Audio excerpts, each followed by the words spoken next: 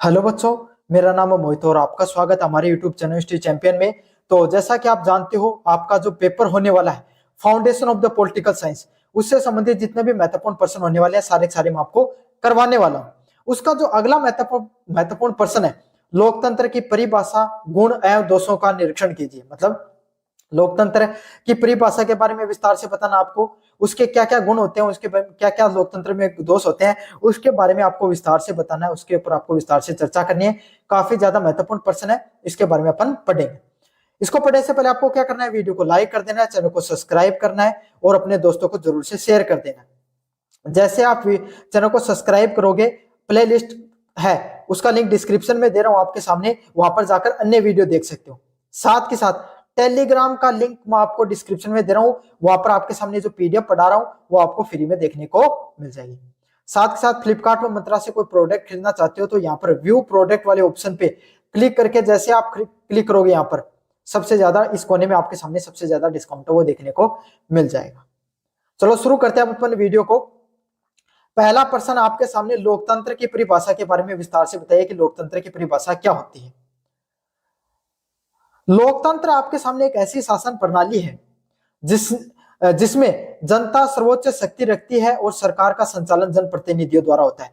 लोकतंत्र क्या होता है आपके सामने, एक इस प्रकार की शासन प्रणाली होती है जिसमें सबसे ज्यादा सत्ता किनके हाथों में होती है, जो जनता होती है उसके हाथों में सारी सारी सत्ता वो देखने को मिलती है। आप अपने गांव के सरपंच को चुनते हो, आप अपने गांव, अपने जो विधानसभा क्षेत्र है उसे एमएलए को चुनते हो, आप अपने सांसद के क्षेत्र से आपके सामने एमपी को चुनते हो। वही लोग आपके सामने क्या करते हैं, आपके सभी मेंबर ऑफ पार्लियामेंट एमपी मिलकर क्या करते हैं, प्रधानमंत्री को चुनते हैं, जो पूरे देश की सरकार और सत्ता चलाने का काम करता है। समझ में आ गया आपके सामने। लेकिन उनको आपके मन में आए तो आप उन लोगों को हटा भी सकते हो। अंतिम फैसला किसका होता है, जनता का फैसला है, वो अंतिम होता है। अब्राहम लिंकन ने आपने के अनुसार लोकतंत्र जनता के द्वारा और जनता का शासन है। अब्राहम लिंकन की बहुत ही शानदार राय है। उन्होंने क्या कहा, लोकतंत्र है वो जनता का, आपके सामने क्या है, जनता का जनता के द्वारा और जनता के लिए शासन है।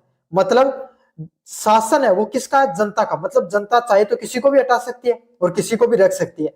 समझ में आ गई। जनता के द्वारा, जनता तय करती है कि हमें कौन सी नीतियां चाहिए, कौन से प्रतिनिधि चाहिए, कौन हमें हमें सरकार के अंदर चाहिए।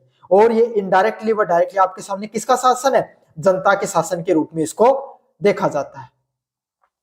अगर अपन आधुनिक संदर्भ में चीजों को समझने का प्रयास करें तो यह केवल शासन का रूप नहीं बल्कि जीवन शैली, आधुनिक व्यवस्था व आर्थिक प्रणाली भी है। मतलब अगर अपन विस्तार से समझने का प्रयास करें तो आपके सामने जो शासन है, जो आपके सामने जो शासन प्रणाली है, वो उसमें आपके सामने जीवन शैली नहीं आपके सामने सिर्फ, बल्कि सामाजिक और आर्थिक प्रणाली भी है। क्यों? क्योंकि आप किस तरीके से जीवन को जियोगे, ये कौन जीवन शैली कहते हो, कैसा जीवन आप जीते हो, तो किस प्रकार का जीवन जियोगे या कहां पर निर्धारण किया गया, लोकतंत्र में। सरकार जैसी नीतियां बनाती है वैसे ही लोगों का जीवन भी होता है। सामाजिक व्यवस्था व आर्थिक प्रणाली भी है जो क्या करती है आपके सामने, लोगों की समाज में कैसे लोग रहेंगे, किन नीतियों का निर्माण किया जाएगा और लोगों के पास कितना टैक्स लगाना है, लोगों को कब टैक्स की दरों में छूट देनी है, लोन कितना देना है, किनको आपको सामने छूट देनी। तो सब की सब चीजें आपके सामने किसके द्वारा निर्धारित होती है, सरकार के द्वारा निर्धारित होती है। और सरकार किसके द्वारा चलती है, संविधान के द्वारा। और संविधान किसका निर्माण करता है, लोकतंत्र का निर्माण करता है। तो सभी चीजें एक दूसरे से डायरेक्टली व इनडायरेक्टली क्या जुड़ी हुई है। स्वतंत्रता समानता के साथ न्याय के सिद्धांत पर आधारित है। सभी की सभी चीजें किस चीज पर निर्धारित है आपके सामने, स्वतंत्रता, समानता व न्याय के जो सिद्धांत है, इन सब चीजों पर सारी की सारी चीजें आपके सामने आधारित होती हैं। समझ में आ गया आपके सामने विस्तार से। पहला पॉइंट है लोकतंत्र के गुण। लोकतंत्र के क्या क्या गुण होते हैं आपके सामने, जनता का शासन और स्वतंत्रता। लोकतंत्र में जनता अपने शासकों को चुनाव स्वयं करती है, जिससे शासक जनता के प्रति जवाबदेही रहते हैं। मतलब लोकतंत्र क्या होता है आपके सामने, लोकतंत्र में जो जनता है वो क्या करती है आपके सामने, जो शासक होता है उसका चुनाव स्वयं करती है। भाई आप ही तो करते हो, आप इनडायरेक्टली तो प्रधानमंत्री, सीधे के सीधे तो आप प्रधानमंत्री को नहीं चुनते हो, लेकिन आप एमपी चुनते हो, मेंबर ऑफ पार्लियामेंट चुनते हो, और वही मेंबर ऑफ पार्लियामेंट क्या करता है आपके सामने, प्रधानमंत्री का चुनाव करता है। तो इनडायरेक्टली रूप से आप क्या करते हो, सत्ता का चुनने को काम करते हो। जिससे शासक है वो जनता के प्रति जवाबदेही होता है। अगर कोई गलत नीति का निर्माण कर दिया, गलत व्यवस्था को लागू कर दिया, आप डायरेक्ट हमारे जो जनप्रतिनिधि है उनसे पूछ सकते हो कि भैया ये आपने जो नीति का निर्माण हो आपकी सरकार ने किया है और हमने आपको चुनकर भेजा है, आप हमें ये बताइए कि कैसे इन सब चीजों की ये गलतियां हुई, कैसे न्याय प्रणाली में विघटन देखने को मिला, कैसे लोग हैं वो आपके सामने उनकी समस्याओं का समाधान नहीं हुआ। तो सीधे के सीधे आप क्या कर सकते हैं, जनता वो शासक से सवाल पूछ सकती है। यह नागरिकों का जनता ये नागरिकों का राजनीतिक स्वतंत्रता, मतदान अभिव्यक्ति व नागरिक स्वतंत्रता प्रदान करता है। और यही जो जनता है वो आपके सामने जो अपने जनप्रतिनिधि को चुनती है, जो अपने शासक को चुनती है, यह किसके माध्यम से चुनती है, मतदान के माध्यम से, है ना। मतदान के माध्यम से आप अपने जनप्रतिनिधि को चुनते हो और वही आपके सामने क्या है, आपको उसी से जो अभिव्यक्ति की स्वतंत्रता मिलती है, आप अपनी समस्याओं को शासक के सामने रख सकते हो और उनसे जवाबदेही मांग सकते हो, अकाउंटेबिलिटी मांग सकते हो आप कि आपके सामने उन लोगों की सही से उन्होंने कार्य किया है नहीं किया है, जो वादे वो करके गए थे क्या उनको उन्होंने निभाया है या फिर नहीं निभाया है। अगले वाला पॉइंट है समानता का सिद्धांत। लोकतंत्र जाति, धर्म, वर्ग और लिंग के आधार पर भेदभाव का स्वीकार करता है। लोकतंत्र क्या करता है, आपके सामने ना जाति को मानता है, ना धर्म को मानता है, ना वर्ग व लिंग के आधार पर होने वाले जो भेदभाव उसको अस्वीकार करता है, उसको नहीं मानता है। समझ में आ गया आपके सामने, लोकतंत्र का यही काम है कि वो ना जाति को मानेगा, ना धर्म वर्ग के आधार पर भेदभाव नहीं करता, सभी लोगों को समानता का अधिकार देता है। हमारे भारत के जो लोकतंत्र है उसको संविधान के तहत लोकतंत्र को लागू किया गया और संविधान में हमें सभी लोगों को क्या दिए गए, मौलिक अधिकार दिए गए।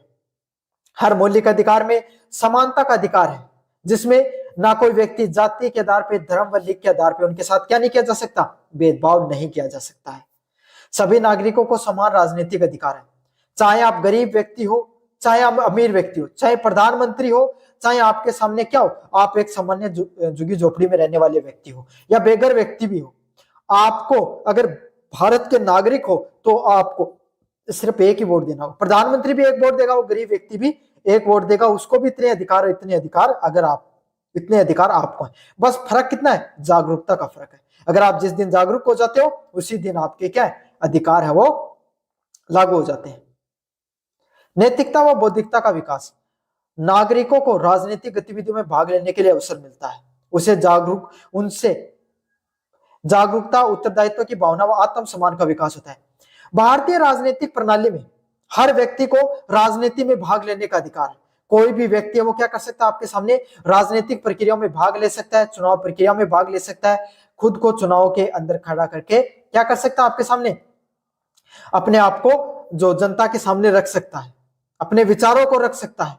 तो इससे क्या होती है, जनता की भागीदारी बढ़ती है राजनीति में, और जितनी ज्यादा जनता भागीदारी रखेगी राजनीति के अंदर उतना ही ज्यादा लोकतंत्र मजबूत होता है।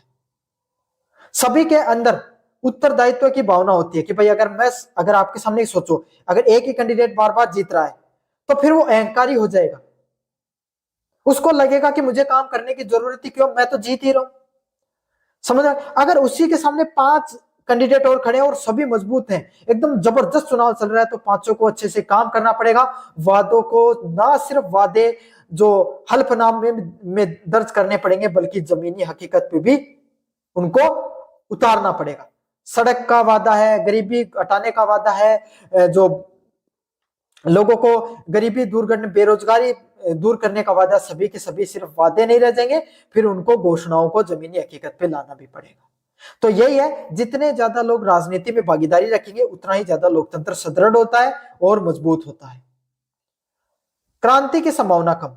इसमें सरकार को शांतिपूर्ण तरीके से बदलने का प्रावधान होता है। मतलब क्या होता है, आपके सामने जो सरकार होती है उसको शांतिपूर्ण तरीके से बदला जा सकता है। किसके माध्यम से, चुनाव के माध्यम से आपके सामने क्या किया जा सकता है, जो सरकार है उसको शांतिपूर्ण तरीके से अपन बदलाव कर सकते हैं, जिसमें हिंसात्मक जो क्रांति होती है उसका आशंका कम होती है। भाई राजतांत्रिक परंपरा व तानाशाही परंपरा की क्या नुकसानदायक है, जब सत्ता में बदलाव होता है तो क्या होता है, बहुत बड़ी हिंसा देखने को मिलती है, और उससे ना सिर्फ वो वंश या फिर जो आपके सामने जो राजतांत्रिक परंपरा है वो परेशान होती है, बल्कि जनता है उसका भी बहुत ज्यादा नुकसान हो जाता है। तो लोकतंत्र में बहुत ही ज्यादा सरल, सुगम तरीके से क्या होता है, आपके सामने सत्ता में परिवर्तन देखने को मिलता है। कोई इंसान नहीं होती है, साधारण चुनाव होते हैं और आपके सामने क्या हो जाते हैं, सत्तारूढ़ दल है वो बाहर हो जाते हैं और नए व्यक्ति को मौका मिलता है सत्ता के अंदर आने का। समझ में आ गया आपके सामने। अगले वाला पॉइंट आपके सामने उत्तरदायित्व शासन। शासक नियमित चुनाव और विपक्ष की आलोचना के कारण जनता की आवश्यकताओं के प्रति संवेदनशील भी रहते हैं। लगातार चुनाव होते रहते हैं, काफी लोग इस पे क्रिटिसाइज भी करते हैं कि भारत एक ऐसा देश है जहां तो सिर्फ चुनाव ही होते रहते हैं। लेकिन आपके सामने मैं एक आपके सामने विचार रखता हूं, अगर चुनाव होते हैं तो ये नेता आपके लिए उत्तर जवाबदेही है। समझ में आ गया आपके सामने। विपक्ष आलोचना कर सकता है सत्ता पक्ष की कि आपने कार्य सही से किया, एक आपने काम सही से नहीं किया है, और सभी के सभी लोग अपने काम के प्रति संवेदनशील भी होते हैं। क्यों है ये सब चीजें? इसीलिए है क्योंकि जनता के प्रति जवाबदेही है उनकी। अगले वाला पॉइंट आपके सामने राष्ट्रीय एकता को बढ़ावा देना। यह समाज को विभिन्न वर्गों व हितों का प्रतिनिधित्व करता है, साथ के साथ राष्ट्रीय एकता को और सद्भाव को मजबूत करता है। इसका क्या फायदा आपके सामने? भाई अगर लोकतंत्र मजबूत होगा तो सभी लोग एकजुट रहेंगे, मजबूती के साथ आपके सामने सभी के सभी लोग क्या होंगे, आपके सामने एक साथ रहेंगे। अगर देश मजबूत, राष्ट्र मजबूत, एकता है तो हम बहुत ज्यादा आगे बढ़ते हैं। समझ में आ गया। तो लोकतंत्र मजबूत होता है तो देश में एकता भी बढ़ती है। तो ये सभी के सभी लोकतंत्र के गुण थे। अब अपन बात करेंगे लोकतंत्र में कितने प्रकार की कमियां पाई जाती है। पहला पॉइंट आपके सामने अयोग्य शासन। लोकतंत्र संख्या पे आधारित होता, गुणवत्ता पे आधारित नहीं। यह माना जाता है कि आम जनता अक्सर भावनात्मक या सतही आधार पे मतदान करती है और अयोग्य व चापलूस व्यक्ति क्या हो जाते हैं, सत्ता में आ जाते हैं। और ये बात सिर्फ आपके सामने कहने के लिए नहीं है बल्कि वास्तविकता भी है। थोड़े दिन पहले बिहार में चुनाव हुए, एक केसी सिन्हा आपके सामने वहां के बहुत बड़े शिक्षाविद थे, वो हार गए और बड़े बड़े दबंगई व्यक्ति थे जिन्हों पे मर्डर के आरोप लग रहे हैं वो जीत रहे हैं। तो ये सिर्फ नंबर का गेम हो जाता है। सरकार है वो क्या करती है, जो सत्तारूढ़ दल है या फिर और कोई विपक्ष के दल है, कोई भी दल है, वो उन्हीं जिताऊ लोगों को आपके सामने क्या करेगा, टिकट देते हैं। चाहे वो क्राइम करें, चाहे जनता को लूट खसोट मचाए, चाहे अवैध तरीके से जीते, चाहे वैध तरीके से, जो जिताऊ कैंडिडेट है उसी को टिकट मिलता है। क्यों? सारा गेम नंबर का है। जिसके ज्यादा नंबर आएंगे, जो उस बाउंड्री लाइन को पास करेगा आपके सामने बहुमत की, वही आपके सामने क्या हो जाता है, सत्तारूढ़ दल में आ जाता है। तो इससे क्या होती है आपके सामने, सिर्फ संख्या का खेल है, गुणवत्ता का नहीं। अच्छा व्यक्ति भारतीय लोकतांत्रिक परंपरा या फिर अन्य लोकतांत्रिक परंपराओं में अच्छा व्यक्ति चुन के नहीं आता आपके सामने। जनता वो कम पढ़ी लिखी होती है, कहीं की थोड़ा कम लोगों को ज्ञान होता है, तो क्या होता है, लोगों को पैसे के माध्यम से, झूठे वादों के माध्यम से बहला फुसला कर क्या कर दिया जाता है, वोट डलवा दिया जाता है। और क्या होता है, जो सही व्यक्ति जिसको चुनाव जीतना चाहिए था वो व्यक्ति चुनाव नहीं जीत पाता है। यह है लोकतंत्र की सबसे बड़ी कमी। धन और समय का अपव्यय। चुनाव, प्रचार व राजनीतिक अभियानों में बहुत ज्यादा धन व समय खर्च होता है और विकास कार्य भी दूर चले जाते हैं। भारत में लोकतंत्र में चुनावों को एक पर्व के रूप में देखा जाता है, और पर्व होता है वहां पे खर्चे भी होते हैं। हर साल भारत में जो राजनीतिक दल है वो चुनाव प्रचार में लगे रहते हैं और उसमें बहुत मोटा पैसा खर्च होता है, और वो पैसा किसी और का नहीं, आम जनता का ही पैसा होता है आपके सामने, जिससे जो विकास कार्य होते हैं वो सही से नहीं हो पाते हैं। सत्तारूढ़ दल इस चीज का इंतजार करते हैं कि कब चुनाव आएंगे, तभी आपके सामने क्या करेंगे, हम विकास करेंगे। इतने दिन आराम से सोए रहते हैं 5 साल, और आखिरी के 1 साल में काम करते हैं। चाहे कोई सरकारी भर्ती निकालना हो, सरकारी परियोजना लागू करना हो, सब अंतिम 6 महीने में होता है। बाकी तो आपके सामने 4 साल सरकार सिर्फ सोती रहती है। अस्थिरता की आशंका। संगठन की राजनीति या बार बार चुनाव के कारण सरकारें अस्थिर होती हैं। बार बार चुनाव से क्या होता है आपके सामने, जो बार बार चुनाव होने से सरकार बदलती रहती है, इससे क्या होता है, एक सटीक नीति का निर्माण नहीं होता है। अब भारत में देख लो, राजस्थान में देख लो, बार बार चुनाव होते हैं, बार बार आपके सामने सरकारें बदलती रहती हैं। तो एक सरकार क्या करेगी, आपके सामने कोई एक योजना लागू करेगी, दूसरी सरकार आएगी, योजना सेम होगी, बस नाम बदल देगी उसका, फिर से आएगी, वो उसको बंद कर देगी, चालू कर देगी। यही चलता रहता है। तो इससे क्या होता है, जो जनता का दीर्घकालीन विकास होना चाहिए था, दीर्घकालीन जो नीतियों का निर्माण होना चाहिए था, जो क्रियान्वयन लागू होना चाहिए था, वो नहीं हो पाता है। जनता का जो विकास है वो बहुत ज्यादा प्रभावित होता है, जनता को जो अंतिम लाभ मिलना चाहिए था वो लाभ नहीं मिल पाता है। तो यही होता है जनता के जो आपके सामने अस्थिरता देखने को मिलती है चुनाव के अंदर, उससे क्या होता है आपके सामने बहुत ज्यादा नुकसान है वो देखने को मिलता है। अगले वाला पॉइंट आपके सामने दलगत राजनीति का प्रभाव। राजनीतिक दल अपने संकीर्ण स्वार्थों को राष्ट्रीय हित से ऊपर रखते हैं। अभी आपने थोड़े दिन पहले बिहार में चुनाव में देखा, सत्तारूढ़ दल ने पैसे बांटने का काम किया, और अगर हम वास्तविकता से देखें तो उनका उद्देश्य क्या था? क्या जनता का विकास उद्देश्य था? नहीं। सीधा अगर आप वास्तविकता से गहराई से समझते हो तो क्या होता है आपके सामने, आपको ये पता चलता है उनका मुख्य उद्देश्य क्या था। उनका मुख्य उद्देश्य वोट पाना ही था। किसी योजना के नाम पर आपके सामने क्या कर दिया जाता है, इस प्रकार की संकीर्ण सोच रखी जाती है जिससे जो राष्ट्रीय हित, जो जनता का विकास है, जो जनता की जो आपके सामने क्या होता है विकास होना चाहिए, वो नहीं हो पाता है। धर्म के नाम पे राजनीति की जाती है, जाति के नाम पर लोगों को बांट दिया जाता है, किसके लिए? ताकि वोट मिल सके। तो इससे क्या होता है, समाज में विभाजन व गुटबाजी बढ़ती है, और जो विकास होना चाहिए वो विकास तो होता नहीं है जनता का। उससे क्या होता है, उसके उलट होता है आपके सामने समाज में विघटन व विभाजन। जाति के नाम पे, धर्म के नाम पर लोग आपस में लड़ते रहते हैं, और जो सत्ता में आने वाले सत्ता का मजा उठाते रहते हैं। तो ये भी एक बहुत बड़ी कमी है हमारे लोकतंत्र की। अगले वाला पॉइंट आपके सामने कमजोर नीतियों का निर्माण करना। निर्णय लेने की लंबी प्रक्रियाएं व जटिल होती हैं, क्योंकि विभिन्न दबाव समूह द्वारा राजनीतिक हितों को संतुष्ट करना जरूरी होता है।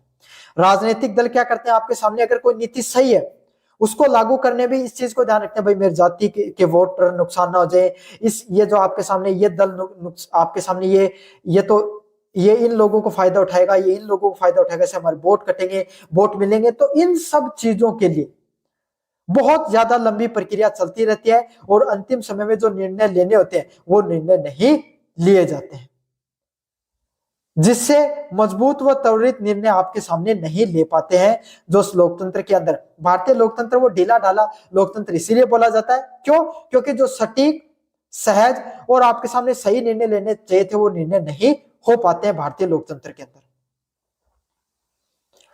अगले वाला पॉइंट है भ्रष्टाचार की संभावना। चुनाव में खर्च होने वाले धन और सत्ता में बने रहने के लालच के कारण भ्रष्टाचार को भी बढ़ावा मिलता है।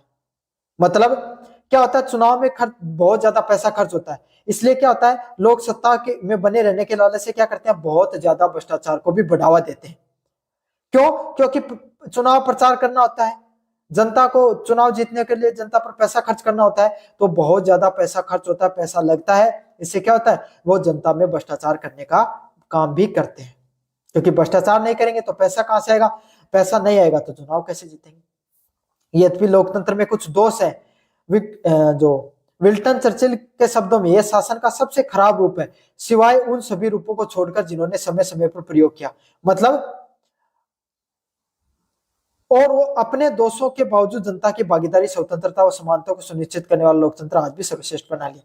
कुछ लोगों का यह मानना है कि लोकतंत्र सबसे खराब शासन की प्रणाली हो सकता है, लेकिन अब चाहे कितना भी खराब हो, वास्तविक वर्तमान समय की जो प्रशासन है, वर्तमान समय में जो सत्ता को धारण करने का सबसे अच्छा तरीका कौन सा है, लोकतंत्र है, जहां पर जनता की भागीदारी होती है, जनता फैसले ले सकती है, जनता आपके सामने क्या कर सकती है, जनता अपनी बात मनवा सकती है। तो आज के समय अगर अपन बात करें तो सबसे सर्वश्रेष्ठ जो सत्ता की प्रणाली कौन सी है, लोकतंत्र ही सबसे सर्वश्रेष्ठ लोकतंत्र की प्रणाली है। तो यह है आपके सामने जो आपका पेपर होने वाला है, लोकतंत्र की परिभाषा, गुण व दोषों का परीक्षण कीजिए। विस्तार से मैंने आपको बता दिया। कैसा लगा वीडियो जोर से बताना, चैनल को जोर से सब्सक्राइब कर देना। धन्यवाद। मेरा नाम है मोहित और आपका स्वागत हमारे यूट्यूब चैनल हिस्ट्री चैंपियन में। तो जैसा कि आप जानते हो, आपका जो पेपर होने वाला है फाउंडेशन ऑफ पॉलिटिकल साइंस, उससे संबंधित जितने महत्वपूर्ण प्रश्न होने वाले हैं सारे सारे मैं आपको करवाने वाला हूं। उसका जो अगला महत्वपूर्ण प्रश्न आपके सामने, संसदीय एवं लोकतंत्र शासन प्रणाली। संसदीय प्रणाली क्या होती है, लोक, और उसमें जो राष्ट्रपति शासन प्रणाली होती है उसमें क्या अंतर होता है, उसके बारे में विस्तार से पढ़ने वाले। काफी ज्यादा महत्वपूर्ण प्रश्न है जो ये पीडीएफ में पढ़ा रहा हूं। अगर ये आपको फ्री में प्रोवाइड अगर आप पाना चाहते हो तो आपको क्या करना है, चैनल को सब्सक्राइब करना है और वीडियो को लाइक करना है। जैसे चैनल को सब्सक्राइब करोगे, डिस्क्रिप्शन में टेलीग्राम का लिंक दे रखा है, उस पर क्लिक करना आपको। जैसे क्लिक करोगे टेलीग्राम चैनल को ज्वाइन कर लेना है। वहां पर फाइल वाले सेक्शन में जाकर आपको BA first semester political science की जो आपके सामने के नाम से पीडीएफ पड़ी होगी उसको डाउनलोड करके पढ़ लेना। आपके सामने सारे सारे सॉल्यूशन देखने को मिल जाएंगे। समझ में आ गया। साथ के साथ अगर आप क्या करना चाहते हो, अन्य वीडियो देखना चाहते हो, तो डिस्क्रिप्शन में प्ले लिस्ट का लिंक दे रखा है, वहां से जाकर अन्य वीडियो भी देख सकते हो। इस पेपर से संबंधित सब कुछ पढ़ा रखा है मैंने। फ्लिपकार्ट व मंत्रा से अगर कोई प्रोडक्ट खरीदना चाहते हो तो इस जो आपके सामने ये व्यू प्रोडक्ट वाला ऑप्शन दिखाई दे रहा है, इस पे क्लिक करके आप क्या कर सकते हो, कोई भी प्रोडक्ट है वो खरीद सकते हो। मैंने लगा रखा, टैग कर रखा है, जो किताब कर रखी है, इसके अलावा भी और कुछ प्रोडक्ट भी खरीद सकते हो। सबसे ज्यादा डिस्काउंट आपको देखने को मिल जाएगा। चलो शुरू करते हैं अपन। संसद, जो संसदीय प्रणाली होती है, पार्लियामेंट्री प्रणाली व राष्ट्रपति की जो शासन प्रणाली होती है, वह कार्यपालिका व विधायिका के बीच में संबंधों के आधार पर जो लोकतांत्रिक शासन के दो रूप होते हैं। मतलब संसदीय प्रणाली व जो राष्ट्रपति शासन प्रणाली है, वो आपके सामने जो कार्यपालिका और विधायपालिका के जो संबंध होते हैं, उसके आधार पर जो अलग अलग प्रकार होते हैं इसके। समझ में आ गया आपके सामने, जहां पर क्या क्या चीजें देखने को मिलती है इसके ऊपर अपन बात करेंगे। देखो क्या होता है आपके सामने, संसदीय प्रणाली क्या होती है, जिसपे आपके सामने जो संसद है उसकी सारी की सारी चलती है। भारत है, भारत में एक राष्ट्रपति है आपके सामने, लेकिन चलती किसकी ज्यादा, संसद की। सारे कानून संसद निर्माण करती है ना। सारे आपका जो उसका मुखिया प्रधानमंत्री सबसे ज्यादा शक्तिशाली होता है। सभी चीजें आपके सामने डायरेक्टली इनडायरेक्टली किसके हाथों में होती है, जो संसदीय प्रणाली में संसद के हाथों में होती है। समझ में आ गया। राष्ट्रपति प्रणाली होती है, भारत में संसदीय प्रणाली है। अब अमेरिका में आपको कभी प्रधानमंत्री का नाम पता है कि आपको कौन है अमेरिका प्रधानमंत्री, नहीं जानते हो। वहां पे अपन राष्ट्रपति को जानते हैं, क्यों, क्योंकि वहां पर राष्ट्रपति की प्रणाली है। वहां पर सत्ता किसके, शक्ति किसके हाथों में होती है, शक्ति व सत्ता राष्ट्रपति के हाथों में होती है। और वो जो शासन प्रणाली है वो आपके सामने मजबूत हुआ सुदृढ़ प्रणाली है। पहला पॉइंट आपके सामने अंतर की बात करें, पहला है कार्य प्रणाली का स्वरूप। कैसी कार्य प्रणाली देखने को मिलती है आपके सामने, संसदीय शासन प्रणाली में दोहरी कार्यपालिका होती है, राष्ट्रपति, राजा या प्रधानमंत्री या राष्ट्र जो आपके सामने। मतलब जैसे अलग अलग उदाहरण बताऊं, संसदीय प्रणाली भारत में भी है। संसद ने क्या किया, लोकसभा राज्यसभा से क्या हुआ, कोई बिल पास हुआ, कोई कानून पास हुआ, फिर राष्ट्रपति के पास जाएगा। राष्ट्रपति के पास अंतिम अधिकार होता है, वो उसको रोक सकता है, वापस भेज सकता है या फिर पास कर सकता है। समझ में आ गया आपके सामने। तो पहले आपके सामने किसके हाथों में सत्ता है, संसद के हाथों में भी सत्ता है और राष्ट्रपति के हाथों में भी सत्ता है। अब आपके सामने अपन ब्रिटेन में चले जाते हैं, वहां पर क्या राष्ट्रपति का पद नहीं देख के किसका पद देखने को मिलता है आपके सामने, राजा का पद देखने को मिलता है। राजा भारत में जो राष्ट्रपति है ना, वो ब्रिटेन के राजा के पद से ही उसको लिया गया है। भारतीय राष्ट्रपति की जितनी पास शक्तियां उतने ही वहां के राजा के पास भी शक्तियां होती है। वही सेम प्रारूप है, वहां से संविधान संशोधन होकर उनके पास जाता है, वो चाहे तो उसमें बदलाव वगैरह करना चाहे तो कर सकते हैं। समझ में आ गया आपके सामने। अब राष्ट्रपति शासन होता है, राष्ट्रपति शासन जो राज्यों में लगता है वो नहीं, राष्ट्रपति शासन प्रणाली है जहां पर राष्ट्रपति मुख्य होता है। तो उसमें क्या होता है, एकल कार्य प्रणाली है, एक ही व्यक्ति के हाथों में सबसे ज्यादा शक्ति देखने को मिलेगी, वो राष्ट्रपति होगा। उसी के हाथों में वास्तविक और नाममात्र का प्रमुख होता है आपके सामने, उसके हाथों में सारी सारी शक्तियां देखने को मिलती है। समझ में आ गया। और अगर राष्ट्रपति सबसे ज्यादा प्रमुख शक्तिशाली व्यक्ति होता है, बाकी अगर कोई व्यक्ति है प्रमुख है तो वो नाममात्र का होगा, उसका कोई इतना ज्यादा महत्व नहीं देखने को मिलेगा। समझ में आ गया आपको अच्छे से। जवाबदेही की बात करें कि जो संसदीय प्रणाली होती है उसमें कौन किसके प्रति जवाबदेही होता है। कार्य प्रणाली, मंत्री परिषद होती है वो विधायिका के प्रति क्या होती है, जवाबदेही होती है। भाई जो मंत्री परिषद है ना वो संसद के प्रति जवाबदेही है। भारत के जितने मंत्री परिषद है वो लोकसभा के प्रति जवाबदेही। किसमें लिखा गया, संविधान में लिखा गया। मतलब उस संसद पटल में लोकसभा में बैठे हुए जितने जो मंत्री हैं, जितने जो लोग हैं, वो उन मंत्रियों से सवाल पूछ सकते हैं कि साहब आपने जो हमारा हाईवे का निर्माण किया था उस हाईवे में ये कमियां है, आप जवाब दो। और देना पड़ेगा वहां पर बैठे हुए मंत्रियों को, वहां पर बैठे हुए सभी जो मंत्री परिषद है उसको। स्वास्थ्य से संबंधित गड़बड़ी है तो पूछ सकते हो। तो सभी लोगों को लोकतांत्रिक परंपरा में क्या होता है, जो मंत्री परिषद है वो जो संसदीय प्रणाली होती है उसमें वो संसद के प्रति क्या होते हैं, सामूहिक रूप से जवाबदेही होती है। उसमें प्रधानमंत्री को भी जवाब देना पड़ सकता है, बाकी की जितनी मंत्री परिषद है उसको भी जवाबदेही तय करनी होती है। अच्छा, राष्ट्रपति प्रणाली में क्या होता है, कार्यपालिका राष्ट्रपति विधायिका के प्रति जवाबदेही नहीं होता है। मतलब जो राष्ट्रपति होता है ना वो चाहे तो अपने फैसले क्या करता है, अपने हिसाब से लेता है, वो आपके सामने संसदीय प्रणाली के प्रति क्या जवाबदेही नहीं होता आपके सामने। समझ में आ गया आपको अच्छे से। संबंधों की बात करें, कार्यपालिका विधायिका निम्न सदन से चुनी जाती है, गहराई से जुड़ी होती है। मतलब जो कार्यपालिका होती है, जो विधायिका होती है, वो क्या होती है आपके सामने जो सबसे निचला सदन होता है उससे जुड़ी होती है, आपके सामने जो लोकसभा होती है उससे, या फिर जो आपके सामने राज्य सरकार होती है उसमें विधानसभा होती है उससे जुड़ी होती है। तो जनता के द्वारा जो चुने हुए प्रतिनिधि है वो डायरेक्ट रूप से क्या होते हैं, प्रत्यक्ष रूप से सरकार के बनाई गई नीतियों पे क्या होते हैं आपके सामने भाग लेते हैं। कार्यपालिका व विधायपालिका पृथक होते हैं। मतलब कार्यपालिका और विधायपालिका में दोनों में अंतर देखने को मिलता है राष्ट्रपति की प्रणाली में। मतलब विधायपालिका चाहे तो अपने अलग नियम बना सकती है और कार्यपालिका अपने अलग काम कर सकती है। स्थायित्व की बात करें, कौन सी सरकार ज्यादा मजबूत होती है, तो जो संसदीय प्रणाली की जो सरकार होती है वो कम स्थिर होती है भाई। क्यों? गठबंधन की सरकार थी, दूसरे वाले ने गठबंधन तोड़ दिया तो सरकार क्या हो गई, गिर सकती है। अविश्वास प्रस्ताव के साथ क्या हो सकता है आपके सामने, सरकार है वो गिर सकती है। और जहां पर राष्ट्रपति सर्वोच्च सत्ता में होता है उसकी सरकार अधिक दिनों तक चलती है आपके सामने। उसके खिलाफ अविश्वास प्रस्ताव आ जाए तो इतना ज्यादा फर्क नहीं पड़ता है। क्यों? क्योंकि वो मंत्री परिषद और संसद के प्रति जवाबदेही नहीं है। समझ में आ गया आपको? प्रधानमंत्री सरकार का प्रमुख व्यक्ति होता है। मतलब सरकार का मुखिया कौन होता है आपके सामने, सरकार का मुखिया प्रधानमंत्री होता है। उसी के पास सारी शक्तियां होती हैं, वही सारी जवाबदेही तय करता है किसमें, संसदीय सरकार में। राष्ट्रपति की जो शासन प्रणाली होती है उसमें प्रधानमंत्री का कोई पद नहीं होता है, राष्ट्रपति ही सबसे प्रमुख होता है। वही जो फैसले लेता है वही फैसले लागू होते हैं, वही जनता के ऊपर क्या होता है, सारी की सारी चीजें हैं, फैसले लेने का, नीति का निर्माण करने का, अपनी सरकार चलाने का, मंत्री परिषद का, सभी का ध्यान कौन रखता है, राष्ट्रपति है वो ध्यान रखता है। मंत्रियों की सदस्यता, मंत्री विधायिका के सदस्य होना अनिवार्य होता है। मतलब जो जितने भी मंत्री होंगे वो आपके सामने क्या होंगे, संसद के जो लोकसभा या राज्यसभा से चुने हुए होने चाहिए। अगर नहीं चुने होंगे तो 6 महीने बाद में उनको 6 महीने के अंदर अंदर उनको चुनना होता है। समझ में आ गया? और इसमें कोई जरूरी नहीं होती संसदीय प्रणाली में। अब आपको पता भाई इलोन मस्क भी मंत्री था इसके जो डोनाल्ड ट्रंप की सरकार है उसके अंदर, लेकिन क्या वो किसी पद से चुन के आया था? नहीं चुन के आया था। तो वहां पर कोई मंत्री होते हैं, वो जरूरी नहीं कि विधायपालिका के सदस्य हो तो जरूर ठीक है, नहीं हो तो भी कोई दिक्कत नहीं है। उदाहरण की बात करें भाई, संसदीय प्रणाली भारत, ब्रिटेन, जापान व कनाडा जैसे देशों में देखने को मिलती है। और राष्ट्रपति की सरकार संयुक्त राज्य अमेरिका, ब्राजील व मेक्सिको जैसे देशों में देखने को मिलती है।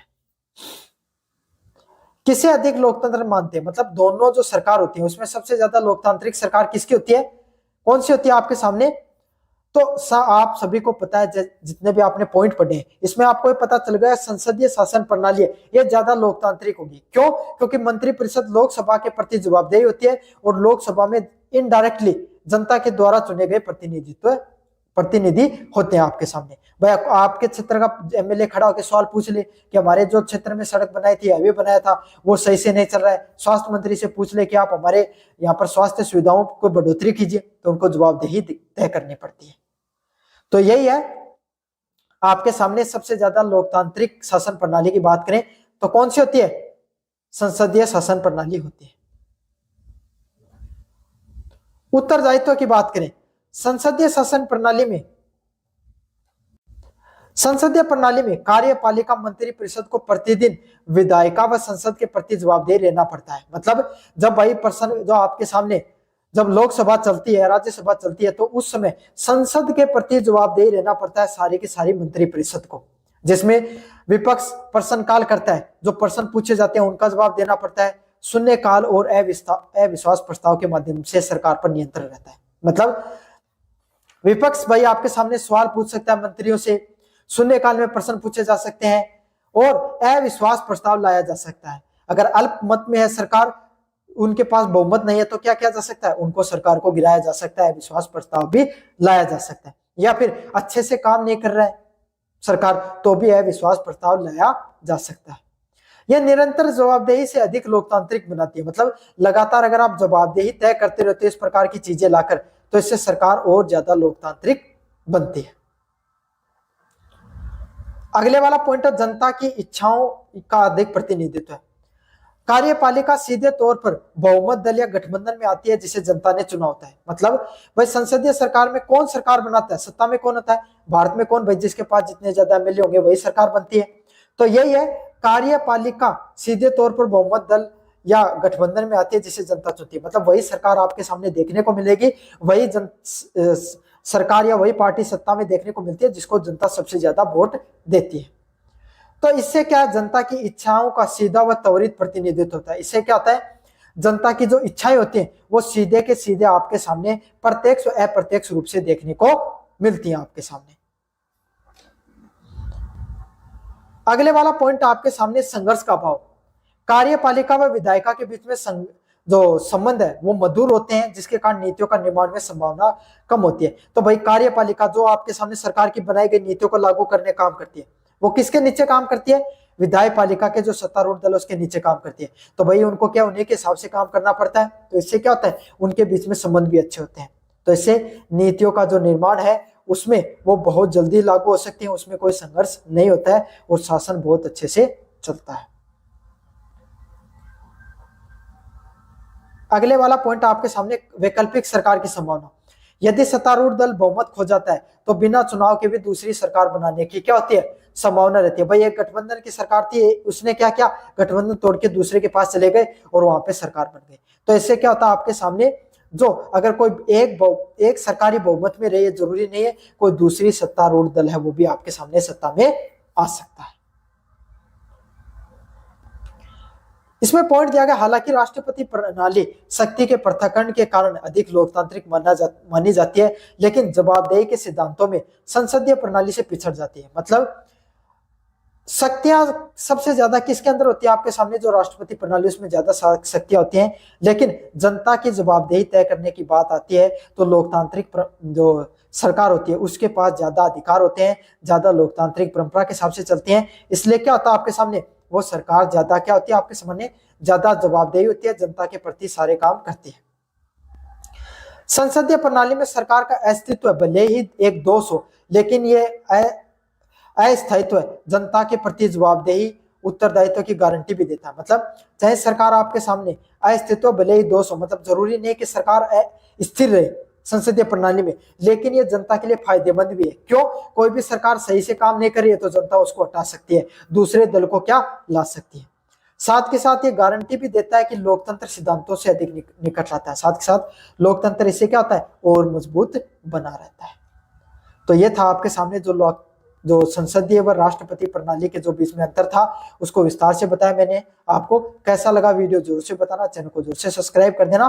धन्यवाद बच्चों, मेरा नाम है मोहित और आपका स्वागत हमारे YouTube चैनल हिस्ट्री चैंपियन में। जैसा कि आप जानते हो, आप हो राजनीतिक विज्ञान के विद्यार्थी। फाउंडेशन ऑफ पॉलिटिकल साइंस का जो आपका पेपर होने वाला है उससे संबंधित जो आपका अगला महत्वपूर्ण प्रश्न है, व्यवहारवाद और उत्तर व्यवहारवाद की प्रमुख विशेषताओं का वर्णन कीजिए और उनके बीच में अंतर बताइए।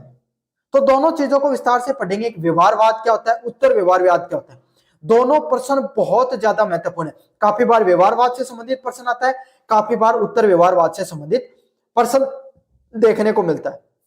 आपको क्या करना है, वीडियो को लाइक कर देना है, चैनल को सब्सक्राइब कर देना है। जैसे आप चैनल को सब्सक्राइब करोगे, डिस्क्रिप्शन में प्लेलिस्ट का लिंक आएगा और उस प्लेलिस्ट के लिंक पे क्लिक करके आपको टेलीग्राम को ज्वाइन कर लेना और वहां पर जाकर जो फाइल वाले सेक्शन में जाकर सर्च करोगे बीए फर्स्ट सेमेस्टर या फिर सिर्फ पॉलिटिकल साइंस सर्च कर लेना। वहां पे नीचे की तरफ स्क्रॉल करोगे तो ये पीडीएफ आपको मिलेगी BA first semester political science के नाम से। उस पीडीएफ को जाकर पढ़ लेना, फ्री में डाल रखी है मैंने, कोई पैसे नहीं लगे, किसी से फ्री में जाकर पढ़ लेना। अन्य वीडियो देखना चाहते हैं इस टॉपिक से संबंधित, डिस्क्रिप्शन में प्ले लिस्ट का लिंक दे रहा हूँ। किसका, प्ले लिस्ट का लिंक दे रहा हूँ आपके सामने, वहां से जाकर सारा का सारा कंटेंट है वो फ्री में जाकर पढ़ सकते हो। साथ के साथ आपको क्या करना है, अगर आप कोई प्रोडक्ट खरीदना चाहते हो फ्लिपकार्ट व मंत्रा से, तो यहाँ पर व्यू जो शॉप वाला ऑप्शन है, व्यू प्रोडक्ट वाला ऑप्शन है, इस पे क्लिक करके आप क्या कर सकते हो, अपना जितना जो प्रोडक्ट खरीदना चाहते हो वो खरीद सकते हो। तो चलो बच्चों, अब शुरुआत करते हैं आपके सामने अगले महत्वपूर्ण प्रश्न की तरफ। व्यवहारवाद। व्यवहारवाद द्वितीय विश्व युद्ध के बाद में अमेरिकी राजनीतिक विज्ञान में विकसित हुआ एक बौद्धिक आंदोलन है। यह राजनीति का एक शुद्ध विज्ञान बनाने पर जोर देता है। मतलब व्यवहारवाद क्या है, नाम से समझो, कोई भी व्यक्ति उसके व्यवहार के बारे में अध्ययन करने के बारे में होता है। और इसकी शुरुआत कैसे हुई, अमेरिका है वो द्वितीय विश्व युद्ध में क्या लेता, भाग लेता है। और उसके बाद में जो राजनीति में बहुत बड़े बदलाव देखने को मिलते हैं, उसके बाद में पूरी दुनिया के अंदर विश्व युद्ध जैसी चीजें अभी तक 100 साल होने की तरफ है। जो आपके सामने जो प्रथम विश्व युद्ध के बाद में 100 साल हो चुके हैं, अभी विश्व युद्ध जैसी चीजें नहीं देखने को मिली है। और 60-70 साल आपके सामने द्वितीय विश्व युद्ध से भी हो चुके हैं। लेकिन उसके बाद में आपके सामने जो राजनीति में बहुत बड़ा बदलाव आया, और उसी राजनीतिक के बदलाव को समझने के लिए जो राजनीतिकविद हैं उन्होंने क्या कहा कि अब जो राजनीति विज्ञान है इसको पूर्ण रूप से अपन क्या करना चाहिए, विज्ञान के रूप में विकसित करना चाहिए आपके सामने, ताकि हम विस्तार से एक बौद्धिक लोगों के व्यवहार है उसको अच्छे से समझ सकें। आज जो आप एग्जिट पोल देखते हो, आप जनता का मूड देखते हो, आज आपके सामने जो डाटा देखते हो, वो इस व्यवहारवाद का ही देन है। समझ में आ गया? ये आपके सामने व्यवहारवाद है, वो लोगों को अध्ययन करने पर ज्यादा जोर देता था। इसने राजनीतिक विज्ञान को विज्ञान के रूप में पढ़ने पर, अध्ययन करने पर ज्यादा जोर दिया है।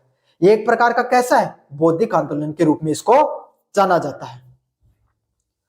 प्रमुख विशेषताएं क्या है आपके सामने इसकी? पहला पॉइंट है वैज्ञानिक पद्धतियों पर जोर।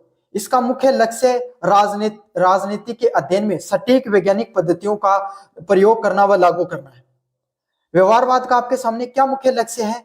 राजनीतिक पद्धतियों को लागू करना। मतलब इसका मुख्य लक्ष्य यही है कि जो राजनीति है उसके अध्ययन किया जाए, उसके सटीक जो आपके सामने वैज्ञानिक पद्धतियां हैं उसको सही से लागू किया जाए, यही इसका मुख्य लक्ष्य होता है।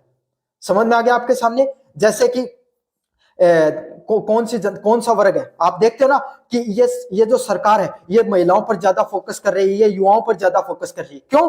क्योंकि उन्हें पता रहता है, वो अपना सर्वे कराती है, हर जो राजनीतिक पार्टी होती है वो अपना सर्वे कराती है, और उसे पता चलता है कि उसकी पॉपुलैरिटी, उसको मतदान देने वाले व्यक्ति कौन से हैं, कौन से आयु वर्ग के हैं। क्या वो आपके सामने युवा है, क्या वो महिलाएं हैं, क्या वो बूढ़े बुजुर्ग हैं, वो एक्स जाति के हैं, कोई वाई जाति का है, कोई ए जाति का है। जिस जाति के उसी पर वो ज्यादा जोर देते हैं, उसी पर ज्यादा क्या करते हैं, महत्व देते हैं।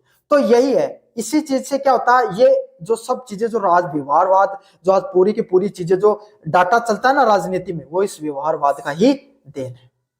समझ में आ गया? ये राजनीति के संपूर्ण अध्ययन करने की बात करता है डाटा के माध्यम से। अगले वाला पॉइंट है व्यवहार का केंद्रण करना। यह संस्थाओं के बजाय व्यक्तियों के समूह के अवलोकन, उनके राजनीतिक व्यवहार के अध्ययन की पर केंद्रित है। मतलब यह क्या करता है, पूरी की पूरी संस्थाओं के अध्ययन की बात नहीं करता है, बल्कि एक एक व्यक्ति व समूह की बात करता है। संस्था कैसे? कोई जाति हो गई, कोई महिला पुरुष, लिंग के आधार पे, जाति के आधार पे, धर्म के आधार पे, ये क्या संस्था है, राजनीतिक विज्ञान की संस्था है। इनके अध्ययन की बात नहीं करता, ये कहता है कि एक एक व्यक्ति की बात करो और एक एक समूह की बात करो, छोटे छोटे वर्गों की बात करो आपके सामने। समझ में आ गया? तो इससे क्या आता है, एक ऑब्जर्वेबल बिहेवियर निकल के आता है। आयु वर्ग में भी आप देखते हो ना कि पुरुषों में भी खास करके आपके सामने इस जाति के या फिर इस आपके सामने जो इस धर्म के लोग आपके खास फैन फॉलोइंग है, इस आयु वर्ग की खास फैन फॉलोइंग। तो इतना डिटेल में आपके सामने व्यवहारवाद में अध्ययन किया जाता है। इसी को क्या कहा जाता है, अवलोकनीय राजनीतिक व्यवहार के नाम से जाना जाता है। हर छोटी छोटी चीजों का समझ में आ गया आपके सामने। महिलाएं हैं, चलो महिलाएं तो ठीक है, महिलाओं में भी कौन सी जाति की महिलाएं आपको ज्यादा सपोर्ट करती हैं, कौन सी धर्म की ज्यादा करती हैं, कौन से आयु वर्ग की ज्यादा महिलाएं आपको सपोर्ट करती हैं, इतना डिटेल में जाकर अध्ययन किया जाता है। इसी को क्या कहा जाता है आपके सामने, व्यवहार के केंद्रीकरण के नाम से उसको जाना जाता है। अगले वाला पॉइंट आपके सामने, मूल्य मुक्त अध्ययन करना। व्यवहारवादियों का मानना है कि अनुसंधान को नैतिक मूल्यों, आदर्शों व दर्शन से मुक्त होना चाहिए। एक अच्छा व्यवहारवादी, अच्छा वैज्ञानिक क्या कहेगा, एक अच्छे वैज्ञानिक की क्या सोच होती है कि हम जो रिसर्च करते हैं उसमें कोई नैतिकता नहीं होनी चाहिए। नैतिकता मतलब ये नहीं कि आपके सामने महिलाओं से प्रश्न नहीं पूछोगे, प्रश्न जो आपके सामने जातियों से नहीं पूछोगे, आधार पे प्रश्न नहीं पूछोगे, नहीं नहीं, हर चीज को लेकर चलना आपको। साथ के साथ आपके सामने आपकी जो विचारधाराएं हैं, चाहे राजनीतिक रूप से, चाहे सामाजिक, चाहे आदर्श के रूप में, चाहे दर्शन के रूप में, ये सब चीजें नहीं होनी चाहिए उसमें। एक वैज्ञानिक, एक व्यवहारवादी का यही होता है कि रिसर्च करते समय हर पैमाना जो उसको दिया गया है उस पर जाकर वो रिसर्च करे। सर्वे की जा रही है, उसमें ऐसा नहीं है कि भैया आपको अगर कोई एक कम्युनिटी है वो आपको वोट नहीं देती है तो आप उनसे प्रश्न नहीं पूछोगे, नहीं, आपको उनके भी प्रश्न पूछने हैं। तो यही है, एक अच्छे अनुसंधान, एक रिसर्च करने वाले व्यक्तियों को मूल्य से मुक्त होना चाहिए, वैल्यू फ्री स्टडी करनी चाहिए, जिसमें कोई आदर्श नहीं होने चाहिए, कोई मूल्य नहीं होने चाहिए, कोई दर्शन है, सिद्धांत वो नहीं होने चाहिए, ताकि जो अध्ययन है वो वस्तुनिष्ठ बना रहे, अध्ययन का महत्व है वो बना रहे। मुझे उम्मीद है आपको ये चीज अच्छे से समझ में आ गई होगी। अगले वाला पॉइंट है सत्यापन और प्रमाणीकरण। यह उन्हीं तथ्यों को स्वीकार करता है जिनका अनुभव जन्य रूप से सत्यापन और प्रमाणीकरण किया जा सकता है। मतलब ये किन सब तथ्यों को स्वीकार करने की बात करता है जिनको आपके सामने क्या अनुभव जन्य, मतलब रिसर्च के माध्यम से और सत्यापन के माध्यम से चीजों को क्या किया जा सकता है, प्रमाणीकरण किया जा सकता है, उनको सर्टिफाइड किया जा सकता है। समझ में आ गया। अगले वाला पॉइंट है तकनीक का महत्व। यह अध्ययन में सटीक तकनीक, मेथड व विषय वस्तुओं को अधिक महत्व देते हैं। मतलब एक वैज्ञानिक ढंग से चीजों को रिसर्च करने की बात करते हैं कि सही सही से तकनीक लगाई जाए। जैसे आज के समय हो सकता है कोई भी व्यक्ति है, वो आप उससे फेस टू फेस बातें करो, वो आपके सामने ऐसा नहीं पता चलेगा किसका कौन सी पार्टी को वोट देगा, लेकिन 2 मिनट उसका यूट्यूब चैनल खोल लो, कौन सी पार्टी के ज्यादा वीडियो देख रहा है तो आपको पता चल जाएगा ये इस पार्टी की विचारधारा से इन्फ्लुएंस है। मतलब सोशल मीडिया के माध्यम से कोई भी व्यक्ति की विचारधाराओं का भी पता लगाया जा सकता है। तो इसी को क्या कहा जाता है, एकदम सटीक अध्ययन करना। हर विषय वस्तु को ध्यान में रखकर आप क्या करते हो, अध्ययन करते हो। हर तकनीक का उपयोग लगाकर आप क्या करते हो, अध्ययन करते हो। इसी को क्या कहा जाता है, तकनीक के महत्व के नाम से जाना जाता है। अगले वाला पॉइंट है अनियमितताएं और सामान्यीकरण। ये राजनीतिक व्यवहार में पाई जाने वाली अनियमितताओं को खोजकर सिद्धांत निर्माण करने का प्रयास करती है। मतलब जो राजनीतिक विज्ञान होता है उसके व्यवहार में जो अलग अलग प्रकार की जो कमियां पाई जाती है, उन सभी कमियों को खोजकर उनके सिद्धांतों को निर्माण करने के बारे में बताया जाता है। समझ में आ गया कैसे राजनीतिक विज्ञान में कौन सी कमियां थी, कौन से आपके सामने सिद्धांत निर्माण में जो प्रयास किए गए थे, इन सभी चीजों को अच्छे से क्या किया जाता है, अध्ययन किया जाता है। तो इसको किस नाम से जाना जाता है, व्यवहारवाद के नाम से जाना जाता है। व्यवहारवाद क्या है, एक वैज्ञानिक ढंग है राजनीतिक विज्ञान को समझने का। मुझे उम्मीद आपको अच्छे से समझ में आ गया होगा व्यवहारवाद। अब अपन आगे बढ़ेंगे उत्तर व्यवहारवाद के बारे में। अगले वाला पॉइंट आपके सामने उत्तर व्यवहारवाद क्या होता है। 1960 के दशक में व्यवहारवाद की अपर्याप्तता और शीत युद्ध जैसे संकटों के कारण उत्तर व्यवहारवाद का उदय हुआ। यह व्यवहारवाद के वैज्ञानिकता को स्वीकार करता है लेकिन संकीर्ण व मूल्य मुक्त दृष्टिकोण का विरोध करता है। मतलब जब व्यवहारवाद है वो द्वितीय विश्व युद्ध के बाद में शुरू हुआ, पूरी तरीके से एकदम वैज्ञानिक ढंग से चीजों को समझने की बात करता था, लेकिन सिद्धांतों की बात नहीं करता था। ना कोई मूल्यों को मानता था, ना कोई सिद्धांतों को मानता था।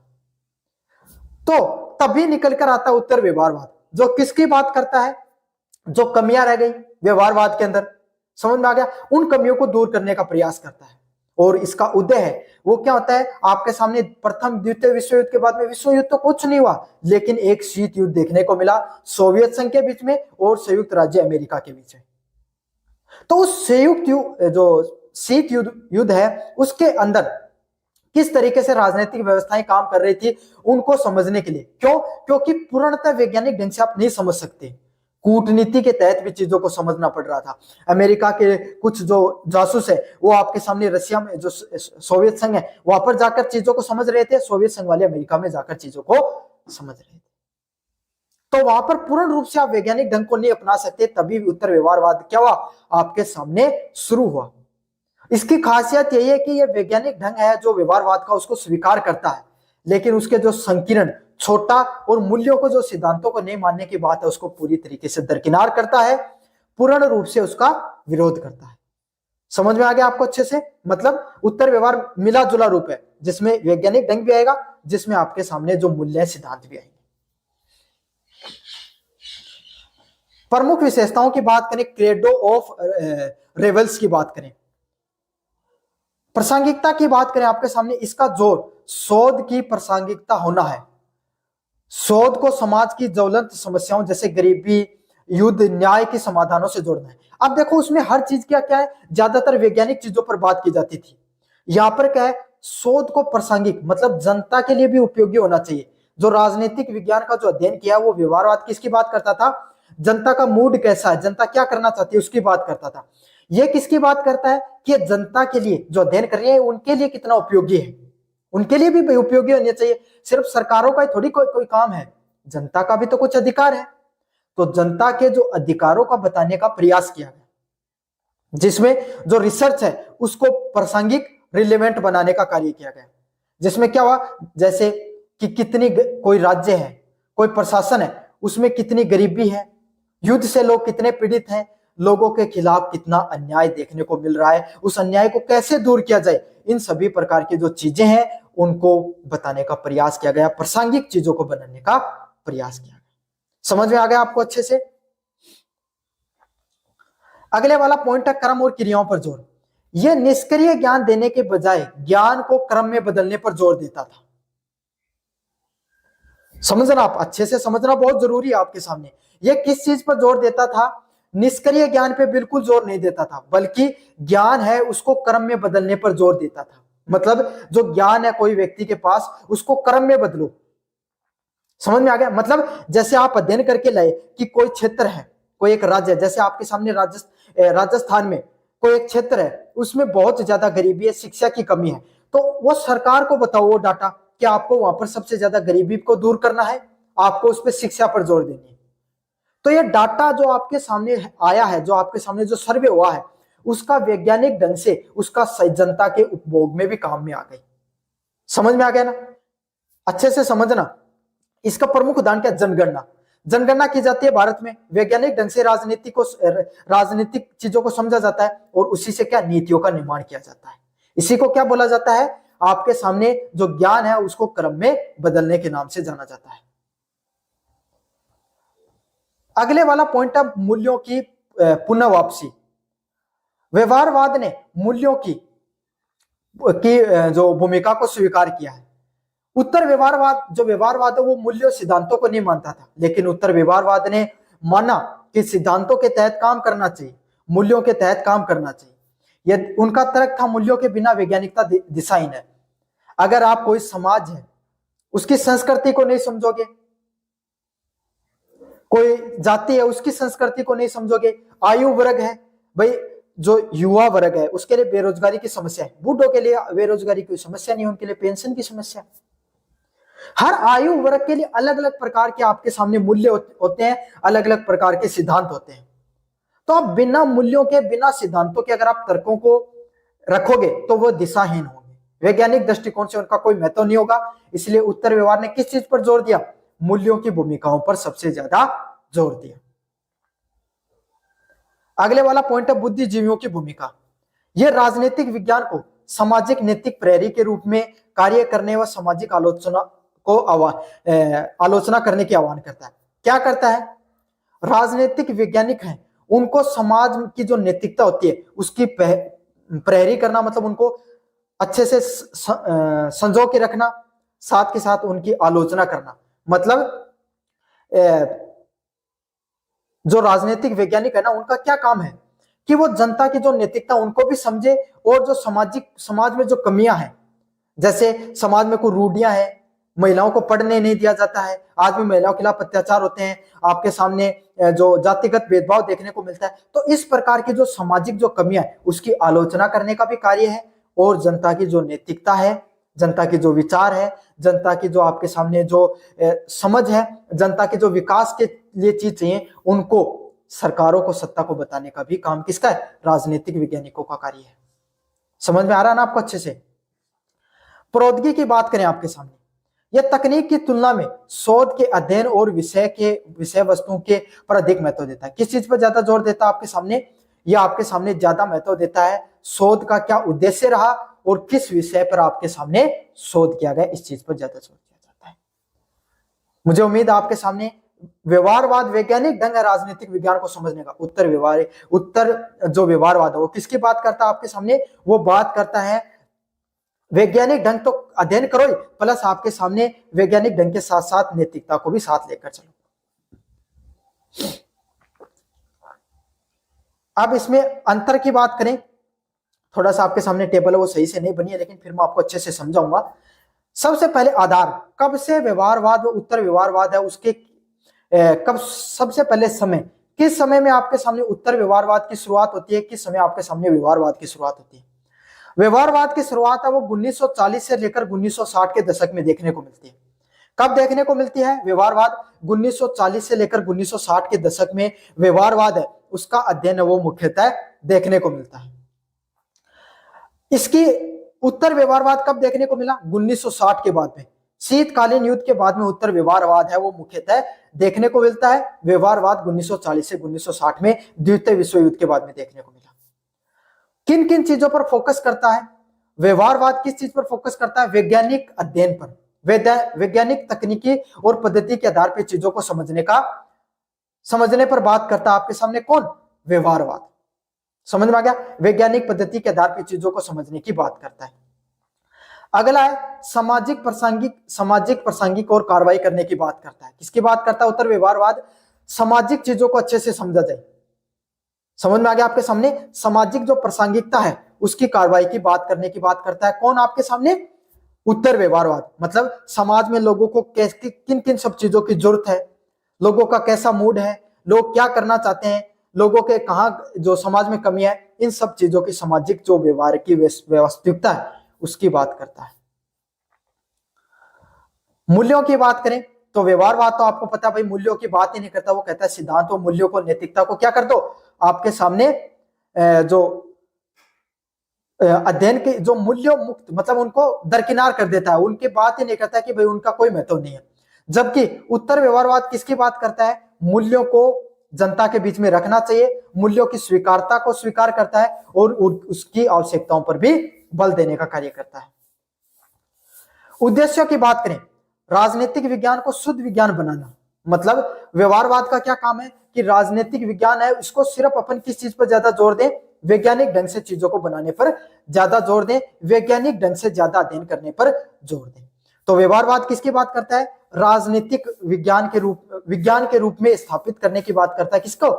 राजनीतिक विज्ञान को। और उत्तर व्यवहारवाद किसकी बात करता है? सामाजिक समस्याओं का समाधान करने की। गरीबी को कैसे हटाया जा सकता है, महिलाओं के खिलाफ अत्याचारों को कैसे हटाया जा सकता है, सरकार जो जनता है वो सरकार को बदलना चाहती है, वो क्यों बदलना चाहती है, इन सब चीजों की जो सामाजिक समस्याओं को हटाने की बात कौन करता है? उत्तर व्यवहारवाद करता है। ऐसे याद कर लो, व्यवहारवाद है ना लोगों के व्यवहार का उत्तर देने का काम करता है उत्तर व्यवहारवाद। नारा क्या रहता है? तकनीक का महत्व। मतलब जो व्यवहारवाद है उसमें तकनीक को ज्यादा महत्व किसमें दिया जाता है? व्यवहारवाद में तकनीक को सबसे ज्यादा महत्व दिया जाता है। समझ में आ गया? और इसमें किस चीज को ज्यादा महत्व दिया जाता है? सार को ज्यादा महत्व दिया जाता है। प्रकृति में रूढ़िवादी व तथ्यात्मक है, पुरानी विचारधाराओं को लेकर चलता है व्यवहारवाद। क्यों? क्योंकि प्राचीन है, थोड़ा पुराना है, तो पुरानी व्यवस्थाओं को ज्यादा लेकर चलता है, तथ्यों को, वैज्ञानिक ढंगों को ज्यादा चीजों को लेकर चलता है। उत्तर व्यवहारवाद प्रगतिशील है, वक्त के साथ बदलने वाली चीजों के साथ है और आलोचनात्मक चीजों को साथ लेकर चलता है। समझ में आ गया आपके सामने विस्तार से कि व्यवहारवाद में और उत्तर व्यवहारवाद में क्या अंतर, आपके सामने क्या प्रमुख विशेषताएं हैं, अपन ने विस्तार से पढ़ा। कैसा लगा वीडियो जरूर से बताना, चैनल को जरूर से सब्सक्राइब कर देना। बच्चों, मेरा नाम है मोहित और आपका स्वागत हमारे यूट्यूब चैनल हिस्ट्री चैंपियन में। तो जैसा कि आप जानते हो, आपका जो पेपर होने वाला है फाउंडेशन ऑफ पॉलिटिकल साइंस, उससे संबंधित आपके सामने जितने भी महत्वपूर्ण प्रश्न है सारे के सारे मैं करवा रहा हूं। उसका जो अगला महत्वपूर्ण प्रश्न है, शक्ति की अवधारणा, सत्ता के स्रोत व उनके प्रकारों के बारे में बताइए। मतलब शक्ति की अवधारणा क्या होती है, शक्ति क्या होती है, सत्ता और उसके स्रोत क्या होते हैं, उनके जितने प्रकार होते हैं उसके बारे में विस्तार से बताना है। काफी ज्यादा महत्वपूर्ण प्रश्न आपके सामने। आपको क्या करना है? वीडियो को लाइक कर देना है, चैनल को सब्सक्राइब कर देना है और अपने दोस्तों को जरूर से शेयर कर देना। तो चलो शुरू करते हैं अपन वीडियो को। साथ के साथ आपको क्या करना है, अगर जो चैनल को जैसे सब्सक्राइब करोगे, प्लेलिस्ट का लिंक दे रखा डिस्क्रिप्शन में, वहां पर ही आपको पीडीएफ है वो फ्री में देखने को मिल जाएगी। समझ में आ गया? और फ्लिपकार्ट मंत्रा से अगर कोई प्रोडक्ट खरीदना चाहते हो, सबसे ज्यादा डिस्काउंट प्राप्त करना चाहते हो, तो यहाँ पर जो व्यू प्रोडक्ट और शॉप वाला ऑप्शन है, इस पर क्लिक करके आप क्या कर सकते हो, कोई भी प्रोडक्ट खरीदना चाहो वो खरीद सकते हो। अगले वाला पॉइंट आपके सामने, शक्ति की अवधारणा की बात करें आपके सामने, राजनीतिक विज्ञान है उसमें शक्ति क्या एक प्रकार की मूलभूत अवधारणा होती है। मतलब राजनीतिक विज्ञान में आपके सामने कोई भी व्यक्ति, अगर कोई भी व्यक्ति से पूछे, भाई राजनीतिक विज्ञान को बाद में बात करेंगे, राजनीति की बात कर लेते हैं। कोई भी व्यक्ति राजनीति करता है, चाहे वो सरपंच से लेकर प्रधानमंत्री तक, क्यों करना चाहता है भाई? वो शक्ति को प्राप्त करना चाहता है, शक्ति को प्राप्त करके वो सत्ता में आना चाहता है। और जो व्यक्ति सत्ता में होता है वही क्या करता है? शक्ति का उपभोग करता है। समझ में आ गया? तो राजनीतिक विज्ञान की अगर नींव समझ सकते हो, जैसे कोई घर होता है, उसकी नींव किस पे टिकी होती है? नींव पर ही सारा घर टिका होता है ना, है ना? नींव पर क्या टिका रहेगा? नींव पर ही सारा घर टिका रहता है। उसी तरीके से राजनीतिक विज्ञान ही शक्ति पर टिकी हुई है, ये उसकी बैकबोन है। Power is the backbone of the political science. समझ में आ गया आपके सामने? सरल शब्दों में शक्ति वह क्षमता है जिसे द्वारा ए व्यक्ति बी व्यक्ति के व्यवहार को अपनी इच्छा अनुसार प्रभावित कर सकता है। कैसे कर सकता है?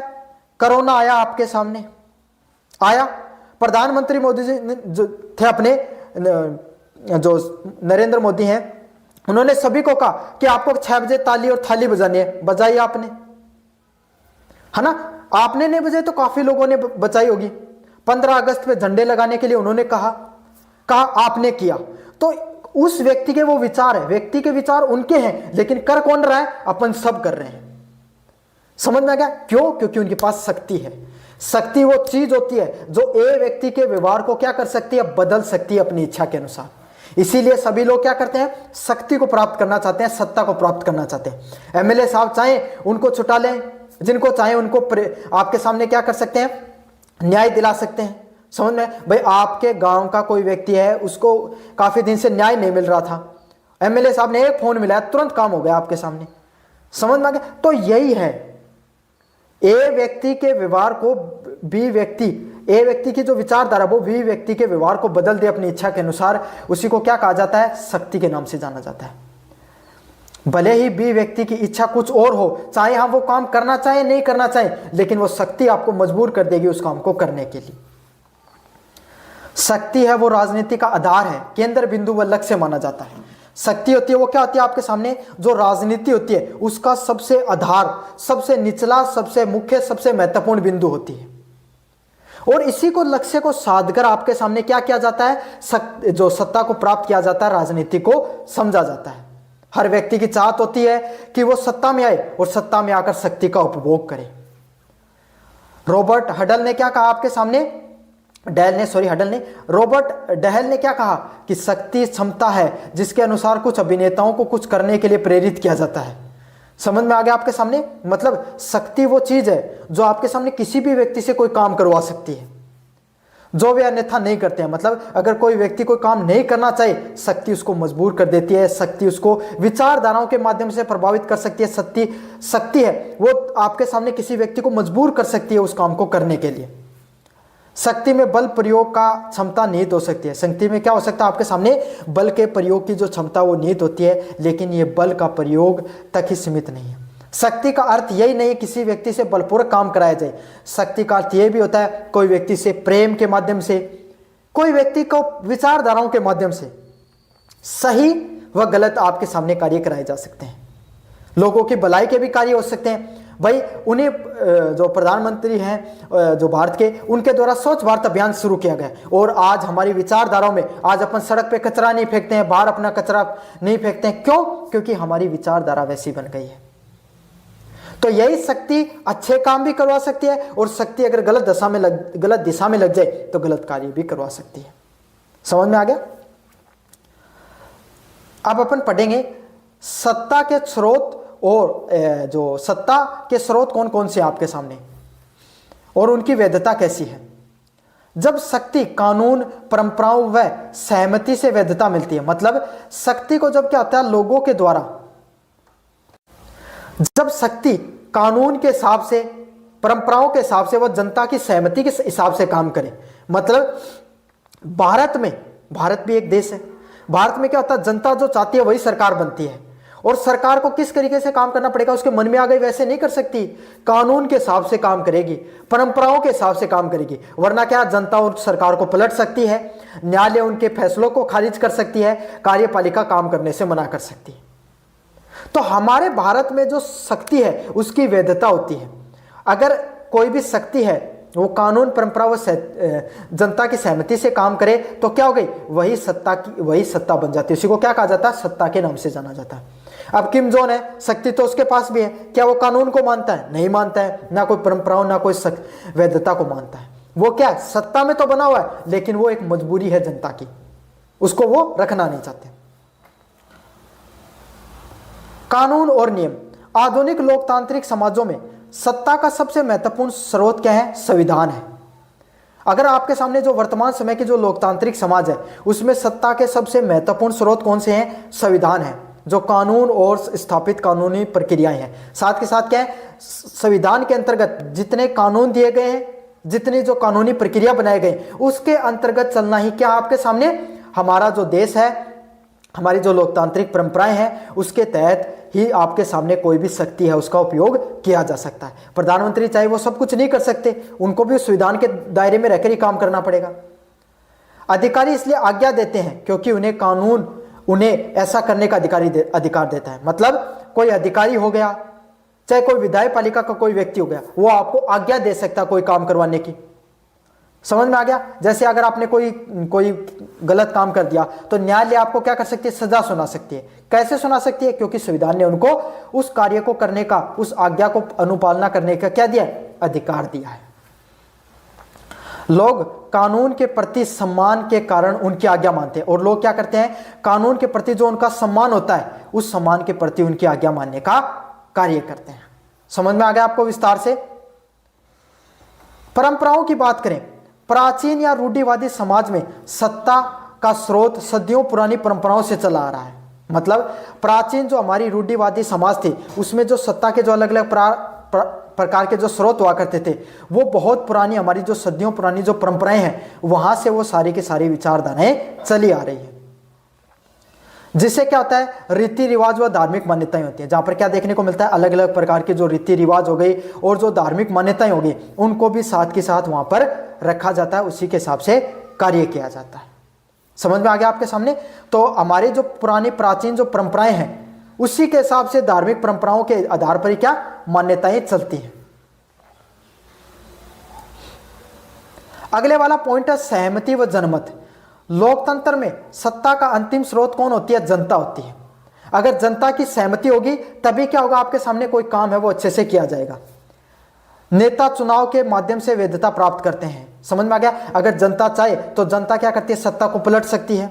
जनता चाहे तो कोई कानून को खारिज करा सकती है न्यायालय में जाकर या फिर अपना विरोध प्रदर्शन दर्ज कराकर। जनता चाहे तो क्या कर सकती है, आपके सामने कोई भी जो उन्हें नई चीज लानी है उसको नए बदलाव को ला सकती है। जनता के हाथों में सारी शक्तियां होती हैं, और यही बदलाव अपने नेपाल और बांग्लादेश में अपन ने देखा था। नेता चुनाव के माध्यम से क्या करते हैं, आपके सामने वैधता प्राप्त करते हैं। जो सत्ता में जो लोग आते हैं वो कैसे आते हैं, जनता उन पर मोहर लगाकर भेजती है, भैया आपने अपने गांव का सरपंच चुनाव के माध्यम से चुना, एमएलए एमपी को अपने चुनाव के माध्यम से चुना। तो यही है, नेता कैसे चुनते हैं, आपके सामने चुनाव के माध्यम से चुने जाते हैं। जब तक जनता की सहमति और विश्वास बना रहता है सत्ता प्रभावी रहती है। मतलब जब तक जनता की सहमति बनी रहेगी, विश्वास बना रहेगा, सहमति है जो सत्ता वो हमेशा चलती रहेगी और उसकी प्रभावी ढंग से वो काम करती रहेगी। समझ में आ गया विस्तार से आपको चीजें। अगले वाला पॉइंट आपके सामने ज्ञान विशेषज्ञता। किसी विशेष क्षेत्र में ज्ञान या विशेषज्ञता भी सत्ता का स्रोत हो सकती है। मतलब कोई अलग अलग प्रकार के जो विशेष क्षेत्र है उसमें ज्ञान और जो विशेषज्ञता है वो भी आपके सामने क्या हो सकती है, कोई सत्ता हो सकती है। जैसे कोई वैज्ञानिक हो गया है ना, अगर जैसे वायु प्रदूषण बहुत फैल रहा है दिल्ली में, तो कोई वैज्ञानिक है वो आपको क्या करेंगे, एक वैज्ञानिकों की टीम बना दी जाती है ना, और वो उस वायु प्रदूषण पर अध्ययन करके क्या करेगी, आपके सामने सरकार को बनाएगी कि आपको इस प्रकार की नीतियां लागू करनी चाहिए। सरकार उन नीतियों को लागू करती है। आपने सुना होगा ना, अलग अलग प्रकार की समिति बनाई गई, उस समिति के द्वारा यह फैसला लिया गया, फिर इस फैसले को लागू किया गया। समझ में आ गया ना आपके सामने। तो यही है जो अलग अलग प्रकार के जो ज्ञान की जो विशेषज्ञता होती है, लोगों से सलाह लेकर भी उनका उपयोग किया जाता है। सत्ता के प्रकार। सत्ता के प्रकार की बात करें, मैक्स वेबर ने सत्ता के 3 आदर्श प्रकार बताए हैं। मतलब सत्ता के कितने प्रकार होते हैं, मैक्स वेबर ने 3 प्रकार बताए सत्ता के, जो समाज में वैधता के सत्ता स्रोतों को दर्शाते हैं। कौन से होते हैं आपके सामने 3 प्रकार। पहला प्रकार आपके सामने तार्किक, पहला प्रकार आपके सामने तार्किक व कानूनी सत्ता, कानून, नियम, तर्क संगतता और स्थापित प्रक्रियाएं। मतलब कोई भी चीज है, कोई भी विषय वस्तु, वो कैसे चले, कोई भी सरकार कानून के आधार पे चले, नियमों के आधार पे चले और तर्क के आधार पे चले। मतलब कोई भी संस्था है ना, वो कानून व नियम प्रणालियों के आधार पे चले, उसी को किसकी सत्ता कहा जाता है? आपके सामने कानून की सत्ता के नाम से जाना जाता है। समझ में आ गया? कोई भी सत्ता कानून, नियम व तर्क संगतता के हिसाब से चलती है, उसी को कानून की सत्ता के नाम से जाना जाता है। अगले वाला पॉइंट आपके सामने विशेषज्ञता। यह आधुनिक नौकरशाही और लोकतांत्रिक राज्यों में पाई जाती है। मतलब क्या होता है आपके सामने, जो आज के समय की जो नौकरशाही होती है और जो लोकतांत्रिक राज्यों में मुख्यतः आपके सामने पाई जाती है। कैसे? भारत देश है, कानून के हिसाब से सभी लोग चलते हैं। समझ में आ गया आपके सामने? सभी लोग क्या है, आपके सामने कोई कानून निर्माण हुआ है ना, फिर उस कानून निर्माण को क्या करेंगे, जो नौकरशाही के लोग होते हैं, सरकारी कर्मचारी, उसको लागू करने का कार्य करते हैं। समझ में आ गया आपके सामने? मन मर्जी नहीं चल सकती, कानून के हिसाब से सारे काम चलते हैं।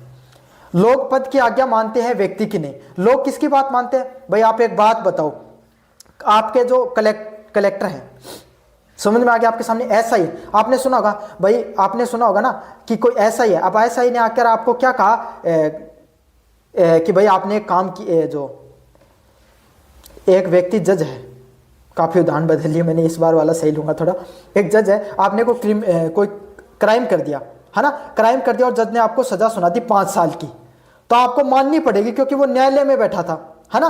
अब वही जज आपके सामने घर से बाहर आकर आपके सामने आपको वकालत सिखाने लग जाए, आप मानोगे? नहीं मानोगे। आप कहोगे आपकी पूजा नहीं है, पद प्रधान है, व्यक्ति प्रधान नहीं है। समझना, एक इंपॉर्टेंट पॉइंट बता रहा हूं, पद प्रधान है लोकतंत्र में, व्यक्ति प्रधान नहीं होता है। हम क्या करते हैं, हमारी क्या कमियां हैं, हम व्यक्ति को भगवान बना लेते हैं। कोई व्यक्ति एमएलए बन जाए, अरे उस एमएलए की पूछ है, उस व्यक्ति की थोड़ी पूछ है। आप उसी के, मतलब जनता सेल्फी खिंचाती रहती है, उनकी आओ भगत करती, क्यों करनी भाई?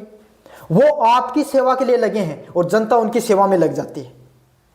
समझ में आ गया आपके सामने? तो ये विचारधाराओं को बदलना बहुत जरूरी है। और विचारधाराओं को कैसे बदलोगे? आप बदलोगे, क्योंकि आप युवा हो, आपके अंदर उन नई राजनीतिक व्यवस्थाओं को, जो लोकतांत्रिक परंपराओं को और विकेंद्रीकरण करने की शक्ति है। आप अपनी विचारधाराओं को बदलोगे तभी ये सत्ता बदलेगी, समाज बदलेगा और राजनीति बदलेगी। जैसे कि ये जो तार्किक व कानूनी सत्ता में कौन होते हैं? प्रधानमंत्री, न्यायाधीश व अधिकारी, जो सरकारी अधिकारी होते हैं वो सत्ता में रहते हैं, वही क्या होते हैं आपके सामने देखने को मिलते हैं तार्किक कानूनी सत्ता के अंतर्गत। अगले वाला पॉइंट आपके सामने परंपरागत सत्ता। परंपरागत सत्ता क्या होती है? दीर्घकालीन से चली, बहुत प्राचीन समय से चली आ रही परंपराएं, रीति रिवाज व इतिहास की पवित्रता। मतलब बहुत पुराने समय से जिस प्रकार की जो आपके सामने जो परंपराएं चली आ रही हैं, दीर्घकालीन समय से जो रीति रिवाज व इतिहास चले आ रहे हैं, उसी को क्या कहा जाता है? परंपरागत सत्ता के नाम से जाना जाता है। समझ में आ गया? जैसे राजतंत्र हो गया, सामंतवादी जमींदारी प्रथा हो गए, पितृसत्तात्मक समाज हो गए, है ना। तो जो ये क्या बहुत आज से थोड़ी, राजतंत्र कितने पुराना, बहुत पुराना, आपके समय कम से कम 1000 साल पुराना होगा, 1000 साल से भी पुराने राजतांत्रिक परंपराएं चली आ रही है, राजा चले आ रहे हैं। तो वही सब जो आपके सामने राजतांत्रिक परंपरा हो गई, जमींदारी व्यवस्था हो गई, और जो पितृसत्तात्मक, जहां पर जो पुरुषों को ज्यादा, महिलाओं से ज्यादा क्या महत्व दिया जाता है। लोग शासक की आज्ञा मानते हैं, लेकिन हमेशा ऐसा नहीं होता है। मतलब क्या होता है? जो परंपरागत सत्ता होती है, इसमें किसकी बात मानी जाती है? जो व्यक्ति है ना, उसकी बात मानी जाती है। लोकतंत्र में पद की बात मानी जाती है, राजतंत्र में व्यक्ति की बात मानी जाती है।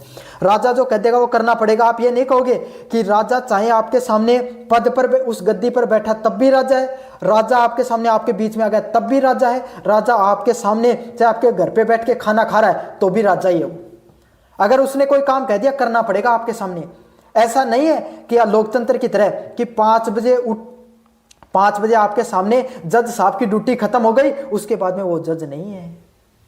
समझ में आ गया? अब वो कोई बात कहेंगे, आप चाहो तो मानो चाहे वरना मत मानो, लेकिन अगर वही जज राजतंत्र में माननी पड़ेगी उसकी बात, आपको उस राजा की बात। क्यों? क्योंकि वो परंपरागत परंपराएं हैं। राजतंत्र में ऐसा ही होता आया है, जहां पर क्या लोगों की बात माननी पड़ती है, पद से ज्यादा लोगों का महत्व होता है। समझ में आ गया आपको अच्छे से? उदाहरण के लिए राजा या वंशानुगत जो मुखिया होती है, मुखिया की जो सत्ता होती है, उसी को किस नाम से जाना जाता है? परंपरागत सत्ता के नाम से जाना जाता है। परंपरागत सत्ताओं के नाम से उसको हम जानते हैं। अगले वाली सत्ता क्रिस्मय सत्ता। नेता का व्यक्तिगत आकर्षण, असाधारण गुण और बहादुरी व अलौकिक शक्तियों पर लोगों का विश्वास। भाई लोग किस चीज पर विश्वास करते हैं? एक व्यक्ति पर विश्वास करते हैं। जब महात्मा गांधी आपके सामने आंदोलन करते थे तो उस व्यक्ति पर लोग विश्वास करते थे, चाहे उनकी बात से वो सहमत हो या नहीं सहमत हो। बहुत से ऐसे भारतीय राजनीति के अंदर ऐसे नेता आए, जवाहरलाल नेहरू, सरदार वल्लभ भाई पटेल, सुभाष चंद्र बोस, भीमराव अम्बेडकर, सब महात्मा गांधी की विचारधाराओं से क्या हो सकते थे? उनकी विचारधाराओं से उनके टकराव हो सकते थे, उनकी बात नहीं मानते थे, उनकी बात को थोड़ा विरोधाभास हो सकता था। लेकिन जब महात्मा गांधी अगर कोई बात कह देते थे, आंदोलन की बात करते थे, सभी व्यक्ति उनके पीछे खड़े हो जाते थे। ऐसा क्यों था? क्योंकि उस व्यक्ति में वो आकर्षण था, वो असाधारण गुण थे, वो बहादुरी थी। उन सब लोगों को विश्वास था कि इस व्यक्ति में वो जनता को एकत्रित करने की, अपनी बातों को रखने की, चाहे जनता के सामने चाहे अंग्रेजों के सामने, दोनों के सामने अपनी बात रखने की सबसे अद्भुत क्षमता है और हम सबसे ज्यादा बेहतर क्षमता है। इसीलिए सभी लोग उनकी बात मानते थे, सब व्यक्ति। विशेषताओं की बात करें, यह अस्थिर होता है और यह व्यक्ति को मृत्यु या आकर्षण समाप्त होने की खतरे में पड़ जाती है। मतलब यह सब चीजें आपके सामने अस्थिर होती है। क्यों? जो व्यक्ति चला गया, अगर वो व्यक्ति नहीं रहा तो क्या हो गया? अब अगर वो व्यक्ति चला गया या फिर उसका आकर्षण कम हो गया, उससे कोई गलती हो गई, तो क्या हो जाता है? आपके सामने वो सत्ता भी जा सकती है। और यही क्रांतिकारी परिवर्तनों के समय उत्पन्न होती है। 1857 की क्रांति हो गई या दुनिया में कोई भी क्रांति हो गई, कार्ल मार्क्स की क्रांति और कोई व्यक्ति की क्रांति, अगर व्यक्ति विशेष क्रांति इसीलिए फीकी पड़ जाती है। क्यों? क्योंकि उस वो व्यक्ति है, वो चला जाता है, उसका आकर्षण है, फिर वो कम हो जाता है उसकी मृत्यु के बाद। समझ में आ गया आपके सामने? जिसमें आपके सामने जो अलग अलग प्रकार के व्यक्तित्व की बात करें, महात्मा गांधी, हिटलर और जो इस प्रकार के जो धार्मिक नेता होते हैं, इनमें वो करिश्माई अपील होती है जो जनता को एक जगह इकट्ठा करने का काम करती है। उनकी एक बात, उनका एक भाषण सभी लोगों को एकजुट कर देता है, एक साथ आकर इकट्ठा कर देता है। यही होती है करिश्माई नेताओं की सत्ता। निष्कर्ष के रूप में शक्ति वह क्षमता है जो नियंत्रण स्थापित करती है और सत्ता की वैधीकरण उसको लागू करती है। समझ में आ गया आपके सामने? तो यह था आपके सामने शक्ति की अवधारणा, उसके सत्ता के स्रोत और प्रकार विस्तार से पढ़ाया। कैसा लगा वीडियो जरूर से बताना, चैनल को जरूर से सब्सक्राइब कर देना। धन्यवाद। हेलो बच्चों, मेरा नाम है मोहित और आपका स्वागत हमारे यूट्यूब चैनल हिस्ट्री चैंपियन में। तो जैसा कि आप जानते हो, आपका जो पेपर होने वाला है foundation of the political science, उससे संबंधित जितने भी महत्वपूर्ण प्रश्न होने वाले हैं सारे मैं आपको करवाने वाला हूं। उसका जो अगला महत्वपूर्ण प्रश्न है, लोकतंत्र की परिभाषा, गुण एवं दोषों का निरीक्षण कीजिए। मतलब लोकतंत्र की परिभाषा के बारे में विस्तार से बताना आपको, उसके क्या क्या गुण होते हैं, उसके क्या क्या लोकतंत्र में दोष होते हैं, उसके बारे में आपको विस्तार से बताना है, उसके ऊपर आपको विस्तार से चर्चा करनी है। काफी ज्यादा महत्वपूर्ण प्रश्न है, इसके बारे में अपन पढ़ेंगे। इसको पढ़ने से पहले आपको क्या करना है? वीडियो को लाइक कर देना है, चैनल को सब्सक्राइब करना है और अपने दोस्तों को जरूर से शेयर कर देना है। जैसे आप चैनल को सब्सक्राइब करोगे, प्लेलिस्ट है उसका लिंक डिस्क्रिप्शन में दे रहा हूं आपके सामने, वहां पर जाकर अन्य वीडियो देख सकते हो। साथ के साथ टेलीग्राम का लिंक मैं आपको डिस्क्रिप्शन में दे रहा हूं, वहां पर आपके सामने जो पीडीएफ पढ़ा रहा हूं वो आपको फ्री में देखने को मिल जाएगी। साथ के साथ फ्लिपकार्ट में मंत्रा से कोई प्रोडक्ट खरीदना चाहते हो तो यहाँ पर व्यू प्रोडक्ट वाले ऑप्शन पे क्लिक करके जैसे आप क्लिक करोगे, यहाँ पर सबसे ज्यादा इस कोने में आपके सामने सबसे ज्यादा डिस्काउंट है वो देखने को मिल जाएगा। चलो शुरू करते हैं अपन वीडियो को। पहला प्रश्न आपके सामने, लोकतंत्र की परिभाषा के बारे में विस्तार से बताइए कि लोकतंत्र की परिभाषा क्या होती है। लोकतंत्र आपके सामने एक ऐसी शासन प्रणाली है जिसमें जनता सर्वोच्च शक्ति रखती है और सरकार का संचालन जनप्रतिनिधियों द्वारा होता है। लोकतंत्र क्या होता है आपके सामने? एक इस प्रकार की शासन प्रणाली होती है जिसमें सबसे ज्यादा सत्ता किनके हाथों में होती है? जो जनता होती है उसके हाथों में सारी सत्ता वो देखने को मिलती है। आप अपने गांव के सरपंच को चुनते हो, आप अपने गांव, अपने जो विधानसभा क्षेत्र है उसे एमएलए को चुनते हो, आप अपने सांसद के क्षेत्र से आपके सामने एमपी को चुनते हो। वही लोग आपके सामने क्या करते हैं? आपके सभी मेंबर ऑफ पार्लियामेंट एमपी मिलकर क्या करते हैं? प्रधानमंत्री को चुनते हैं, जो पूरे देश की सरकार और सत्ता चलाने का काम करता है। समझ में आ गया आपके सामने? लेकिन उनको आपके मन में आए तो आप उन लोगों को हटा भी सकते हो। अंतिम फैसला किसका होता है? जनता का फैसला है वो अंतिम होता है। अब्राहम लिंकन ने आपने के अनुसार लोकतंत्र जनता के द्वारा और जनता का शासन है। अब्राहम लिंकन की बहुत ही शानदार राय है। उन्होंने क्या कहा? लोकतंत्र है वो जनता का, आपके सामने क्या है? जनता का, जनता के द्वारा और जनता के लिए शासन है। मतलब शासन है वो किसका है? जनता का। मतलब जनता चाहे तो किसी को भी हटा सकती है और किसी को भी रख सकती है। समझ में आ गई? जनता के द्वारा, जनता तय करती है कि हमें कौन सी नीतियां चाहिए, कौन से प्रतिनिधि चाहिए, कौन हमें हमें सरकार के अंदर चाहिए। और ये इनडायरेक्टली व डायरेक्टली आपके सामने किसका शासन है? जनता के शासन के रूप में इसको देखा जाता है। अगर अपन आधुनिक संदर्भ में चीजों को समझने का प्रयास करें तो यह केवल शासन का रूप नहीं बल्कि जीवन शैली, आधुनिक व्यवस्था व आर्थिक प्रणाली भी है। मतलब अगर अपन विस्तार से समझने का प्रयास करें तो आपके सामने जो शासन है, जो आपके सामने जो शासन प्रणाली है, वो उसमें आपके सामने जीवन शैली नहीं, आपके सामने सिर्फ बल्कि सामाजिक और आर्थिक प्रणाली भी है। क्यों? क्योंकि आप किस तरीके से जीवन को जियोगे, ये कौन जीवन शैली कहते हो? कैसा जीवन आप जीते हो, तो किस प्रकार का जीवन जियोगे या कहां पर निर्धारण किया गया? लोकतंत्र में। सरकार जैसी नीतियां बनाती है वैसे ही लोगों का जीवन भी होता है। सामाजिक व्यवस्था व आर्थिक प्रणाली भी है जो क्या करती है? आपके सामने लोगों की, समाज में कैसे लोग रहेंगे, किन नीतियों का निर्माण किया जाएगा और लोगों के पास कितना टैक्स लगाना है, लोगों को कब टैक्स की दरों में छूट देनी है, लोन कितना देना है, किनको आपको सामने छूट देनी। तो सब की सब चीजें आपके सामने किसके द्वारा निर्धारित होती है? सरकार के द्वारा निर्धारित होती है। और सरकार किसके द्वारा चलती है? संविधान के द्वारा। और संविधान किसका निर्माण करता है? लोकतंत्र का निर्माण करता है। तो सभी चीजें एक दूसरे से डायरेक्टली व इनडायरेक्टली क्या जुड़ी हुई है। स्वतंत्रता, समानता के साथ न्याय के सिद्धांत पर आधारित है। सभी की सभी चीजें किस चीज पर निर्धारित है? आपके सामने स्वतंत्रता, समानता व न्याय के जो सिद्धांत है, इन सब चीजों पर सारी की सारी चीजें आपके सामने आधारित होती हैं। समझ में आ गया आपके सामने विस्तार से? पहला पॉइंट है लोकतंत्र के गुण। लोकतंत्र के क्या क्या गुण होते हैं आपके सामने? जनता का शासन और स्वतंत्रता। लोकतंत्र में जनता अपने शासकों को चुनाव स्वयं करती है, जिससे शासक जनता के प्रति जवाबदेही रहते हैं। मतलब लोकतंत्र क्या होता है आपके सामने? लोकतंत्र में जो जनता है वो क्या करती है? आपके सामने जो शासक होता है उसका चुनाव स्वयं करती है। भाई आप ही तो करते हो, आप इनडायरेक्टली तो प्रधानमंत्री, सीधे के सीधे तो आप प्रधानमंत्री को नहीं चुनते हो, लेकिन आप एमपी चुनते हो, मेंबर ऑफ पार्लियामेंट चुनते हो, और वही मेंबर ऑफ पार्लियामेंट क्या करता है? आपके सामने प्रधानमंत्री का चुनाव करता है। तो इनडायरेक्टली रूप से आप क्या करते हो? सत्ता का चुनने को काम करते हो, जिससे शासक है वो जनता के प्रति जवाबदेही होता है।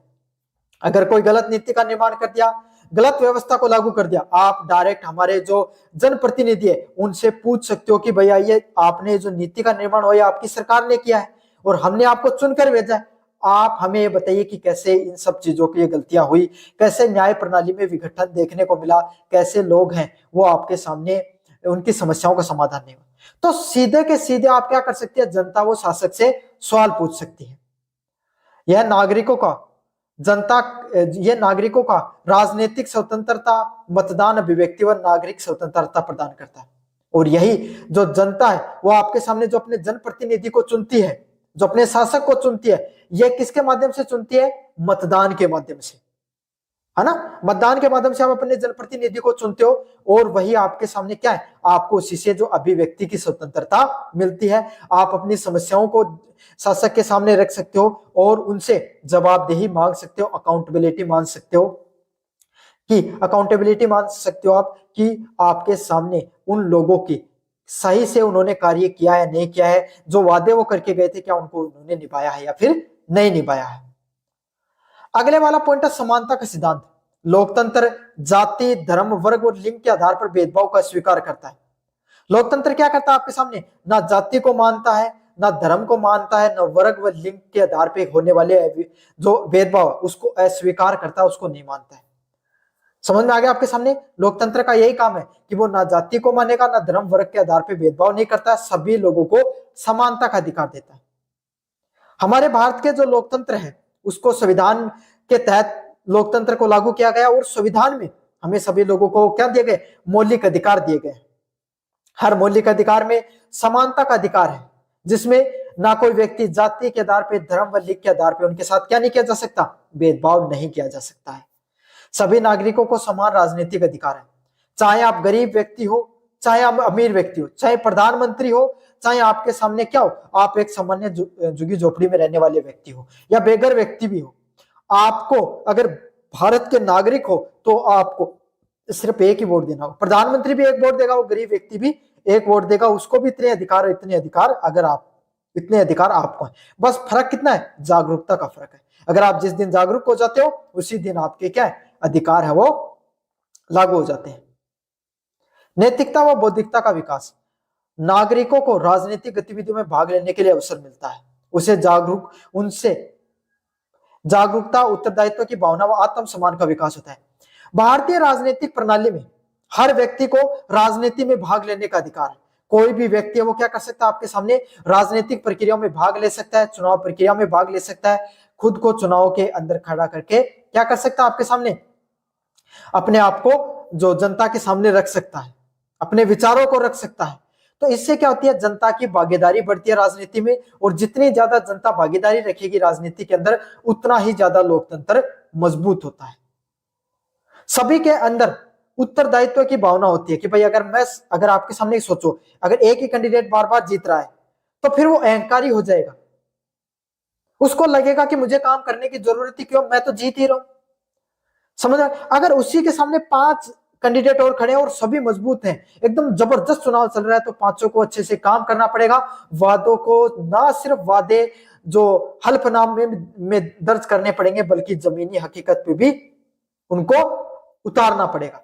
सड़क का वादा है, गरीबी हटाने का वादा है, जो लोगों को गरीबी दूर करने, बेरोजगारी दूर करने का वादा, सभी के सभी सिर्फ वादे नहीं रह जाएंगे, फिर उनको घोषणाओं को जमीनी हकीकत पे लाना भी पड़ेगा। तो यही है, जितने ज्यादा लोग राजनीति में भागीदारी रखेंगे उतना ही ज्यादा लोकतंत्र सुदृढ़ होता है और मजबूत होता है। क्रांति की संभावना कम, इसमें सरकार को शांतिपूर्ण तरीके से बदलने का प्रावधान होता है। मतलब क्या होता है, आपके सामने जो सरकार होती है उसको शांतिपूर्ण तरीके से बदला जा सकता है। किसके माध्यम से, चुनाव के माध्यम से आपके सामने क्या किया जा सकता है, जो सरकार है उसको शांतिपूर्ण तरीके से अपन बदलाव कर सकते हैं, जिसमें हिंसात्मक जो क्रांति होती है उसका आशंका कम होती है। भाई राजतांत्रिक परंपरा व तानाशाही परंपरा की क्या नुकसानदायक है, जब सत्ता में बदलाव होता है तो क्या होता है, बहुत बड़ी हिंसा देखने को मिलती है, और उससे ना सिर्फ वो वंश या फिर जो आपके सामने जो राजतांत्रिक परंपरा है वो परेशान होती है, बल्कि जनता है उसका भी बहुत ज्यादा नुकसान हो जाता है। तो लोकतंत्र में बहुत ही ज्यादा सरल सुगम तरीके से क्या होता है, आपके सामने सत्ता में परिवर्तन देखने को मिलता है। कोई हिंसा नहीं होती है, साधारण चुनाव होते हैं और आपके सामने क्या हो जाते हैं, सत्तारूढ़ दल है वो बाहर हो जाते हैं और नए व्यक्ति को मौका मिलता है सत्ता के अंदर आने का। समझ में आ गया आपके सामने।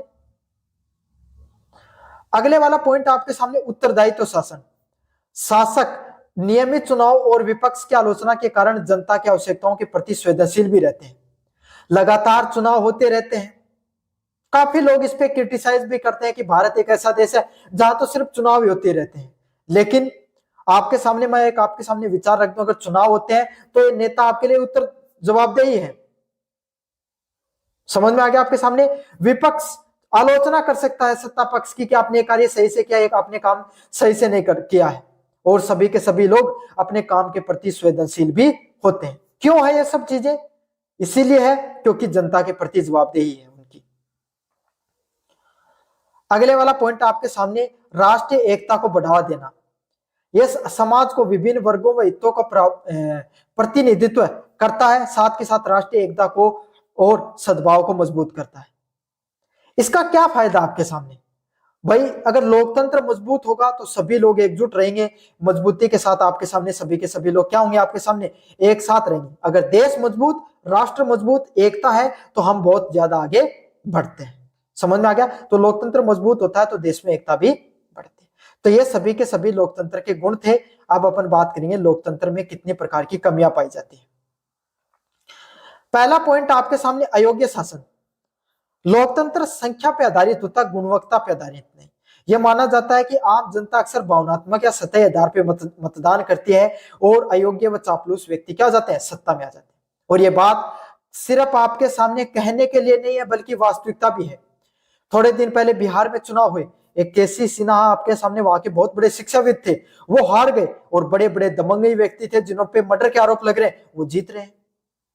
तो ये सिर्फ नंबर का गेम हो जाता है। सरकार है वो क्या करती है, जो सत्तारूढ़ दल है या फिर और कोई विपक्ष के दल है, कोई भी दल है, वो उन्हीं जिताऊ लोगों को आपके सामने क्या करेगा, टिकट देते हैं, चाहे वो क्राइम करें, चाहे जनता को लूट खसोट मचाए, चाहे अवैध तरीके से जीते, चाहे वैध तरीके से, जो जिताऊ कैंडिडेट है उसी को टिकट मिलता है। क्यों? सारा गेम नंबर का है। जिसके ज्यादा नंबर आएंगे, जो उस बाउंड्री लाइन को पास करेगा आपके सामने बहुमत की, वही आपके सामने क्या हो जाता है, सत्तारूढ़ दल में आ जाता है। तो इससे क्या होती है आपके सामने, सिर्फ संख्या का खेल है, गुणवत्ता का नहीं। अच्छा व्यक्ति भारतीय लोकतांत्रिक परंपरा या फिर अन्य लोकतांत्रिक परंपराओं में अच्छा व्यक्ति चुन के नहीं आता आपके सामने। जनता वो कम पढ़ी लिखी होती है, कहीं की थोड़ा कम लोगों को ज्ञान होता है, तो क्या होता है, लोगों को पैसे के माध्यम से, झूठे वादों के माध्यम से बहला फुसला कर क्या कर दिया जाता है, वोट डलवा दिया जाता है। और क्या होता है, जो सही व्यक्ति जिसको चुनाव जीतना चाहिए था, वो व्यक्ति चुनाव नहीं जीत पाता है। यह है लोकतंत्र की सबसे बड़ी कमी। धन और समय का अपव्यय। चुनाव प्रचार व राजनीतिक अभियानों में बहुत ज्यादा धन व समय खर्च होता है और विकास कार्य भी दूर चले जाते हैं। भारत में लोकतंत्र में चुनावों को एक पर्व के रूप में देखा जाता है, और पर्व होता है वहां पे खर्चे भी होते हैं। हर साल भारत में जो राजनीतिक दल है वो चुनाव प्रचार में लगे रहते हैं, और उसमें बहुत मोटा पैसा खर्च होता है, और वो पैसा किसी और का नहीं, आम जनता का ही पैसा होता है आपके सामने, जिससे जो विकास कार्य होते हैं वो सही से नहीं हो पाते हैं। सत्तारूढ़ दल इस चीज का इंतजार करते हैं कि कब चुनाव आएंगे, तभी आपके सामने क्या करेंगे, हम विकास करेंगे। इतने दिन आराम से सोए रहते हैं 5 साल, और आखिरी के 1 साल में काम करते हैं। चाहे कोई सरकारी भर्ती निकालना हो, सरकारी परियोजना लागू करना हो, सब अंतिम 6 महीने में होता है। बाकी तो आपके सामने 4 साल सरकार सिर्फ सोती रहती है।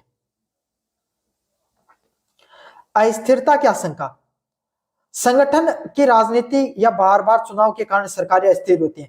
बार बार चुनाव से क्या होता है आपके सामने, जो बार बार चुनाव होने से सरकार बदलती रहती है, इससे क्या होता है, एक सटीक नीति का निर्माण नहीं होता है। अब भारत में देख लो, राजस्थान में देख लो, बार बार चुनाव होते हैं, बार बार आपके सामने सरकारें बदलती रहती हैं।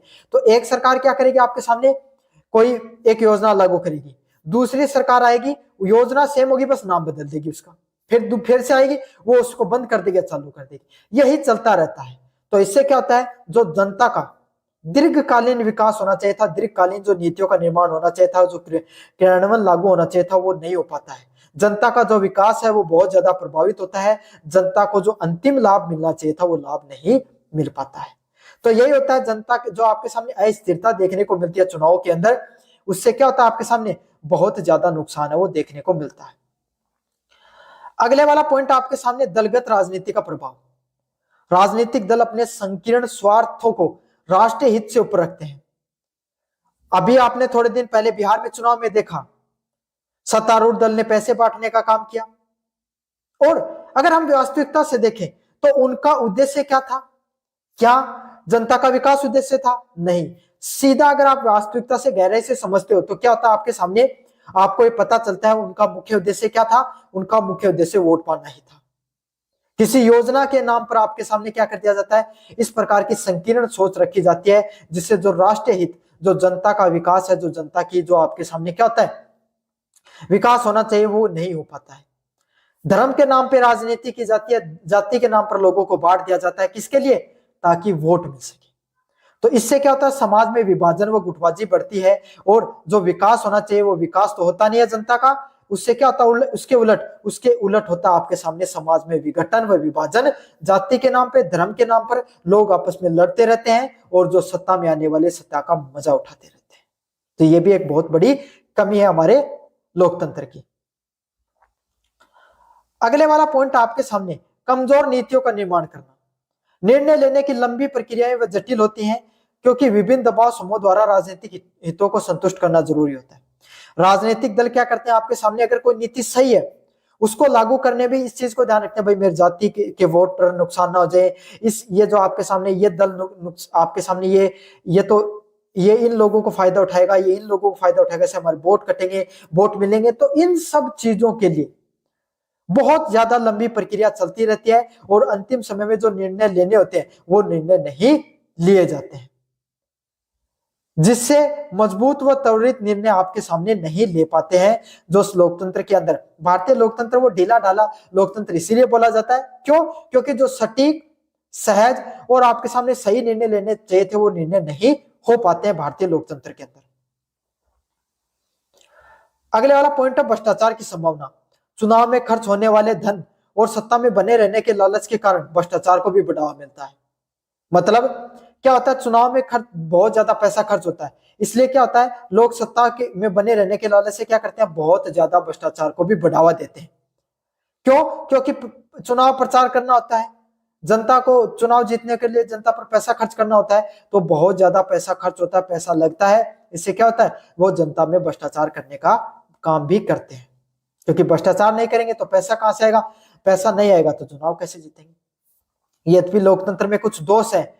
जो विल्टन चर्चिल के शब्दों में यह शासन का सबसे खराब रूप है, सिवाय उन सभी रूपों को छोड़कर जिन्होंने समय समय पर प्रयोग किया। मतलब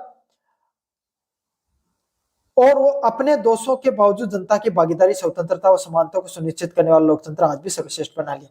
कुछ लोगों का यह मानना है कि लोकतंत्र सबसे खराब शासन की प्रणाली हो सकता है, लेकिन अगर चाहे कितना भी खराब हो, वास्तविक वर्तमान समय की जो प्रशासन है, वर्तमान समय में जो सत्ता को धारण करने का सबसे अच्छा तरीका कौन सा है, लोकतंत्र है, जहां पर जनता की भागीदारी होती है, जनता फैसले ले सकती है, जनता आपके सामने क्या कर सकती है, जनता अपनी बात मनवा सकती है।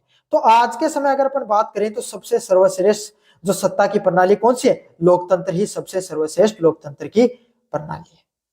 तो यह है आपके सामने जो आपका पेपर होने वाला है, लोकतंत्र की परिभाषा, गुण व दोषों का परीक्षण कीजिए।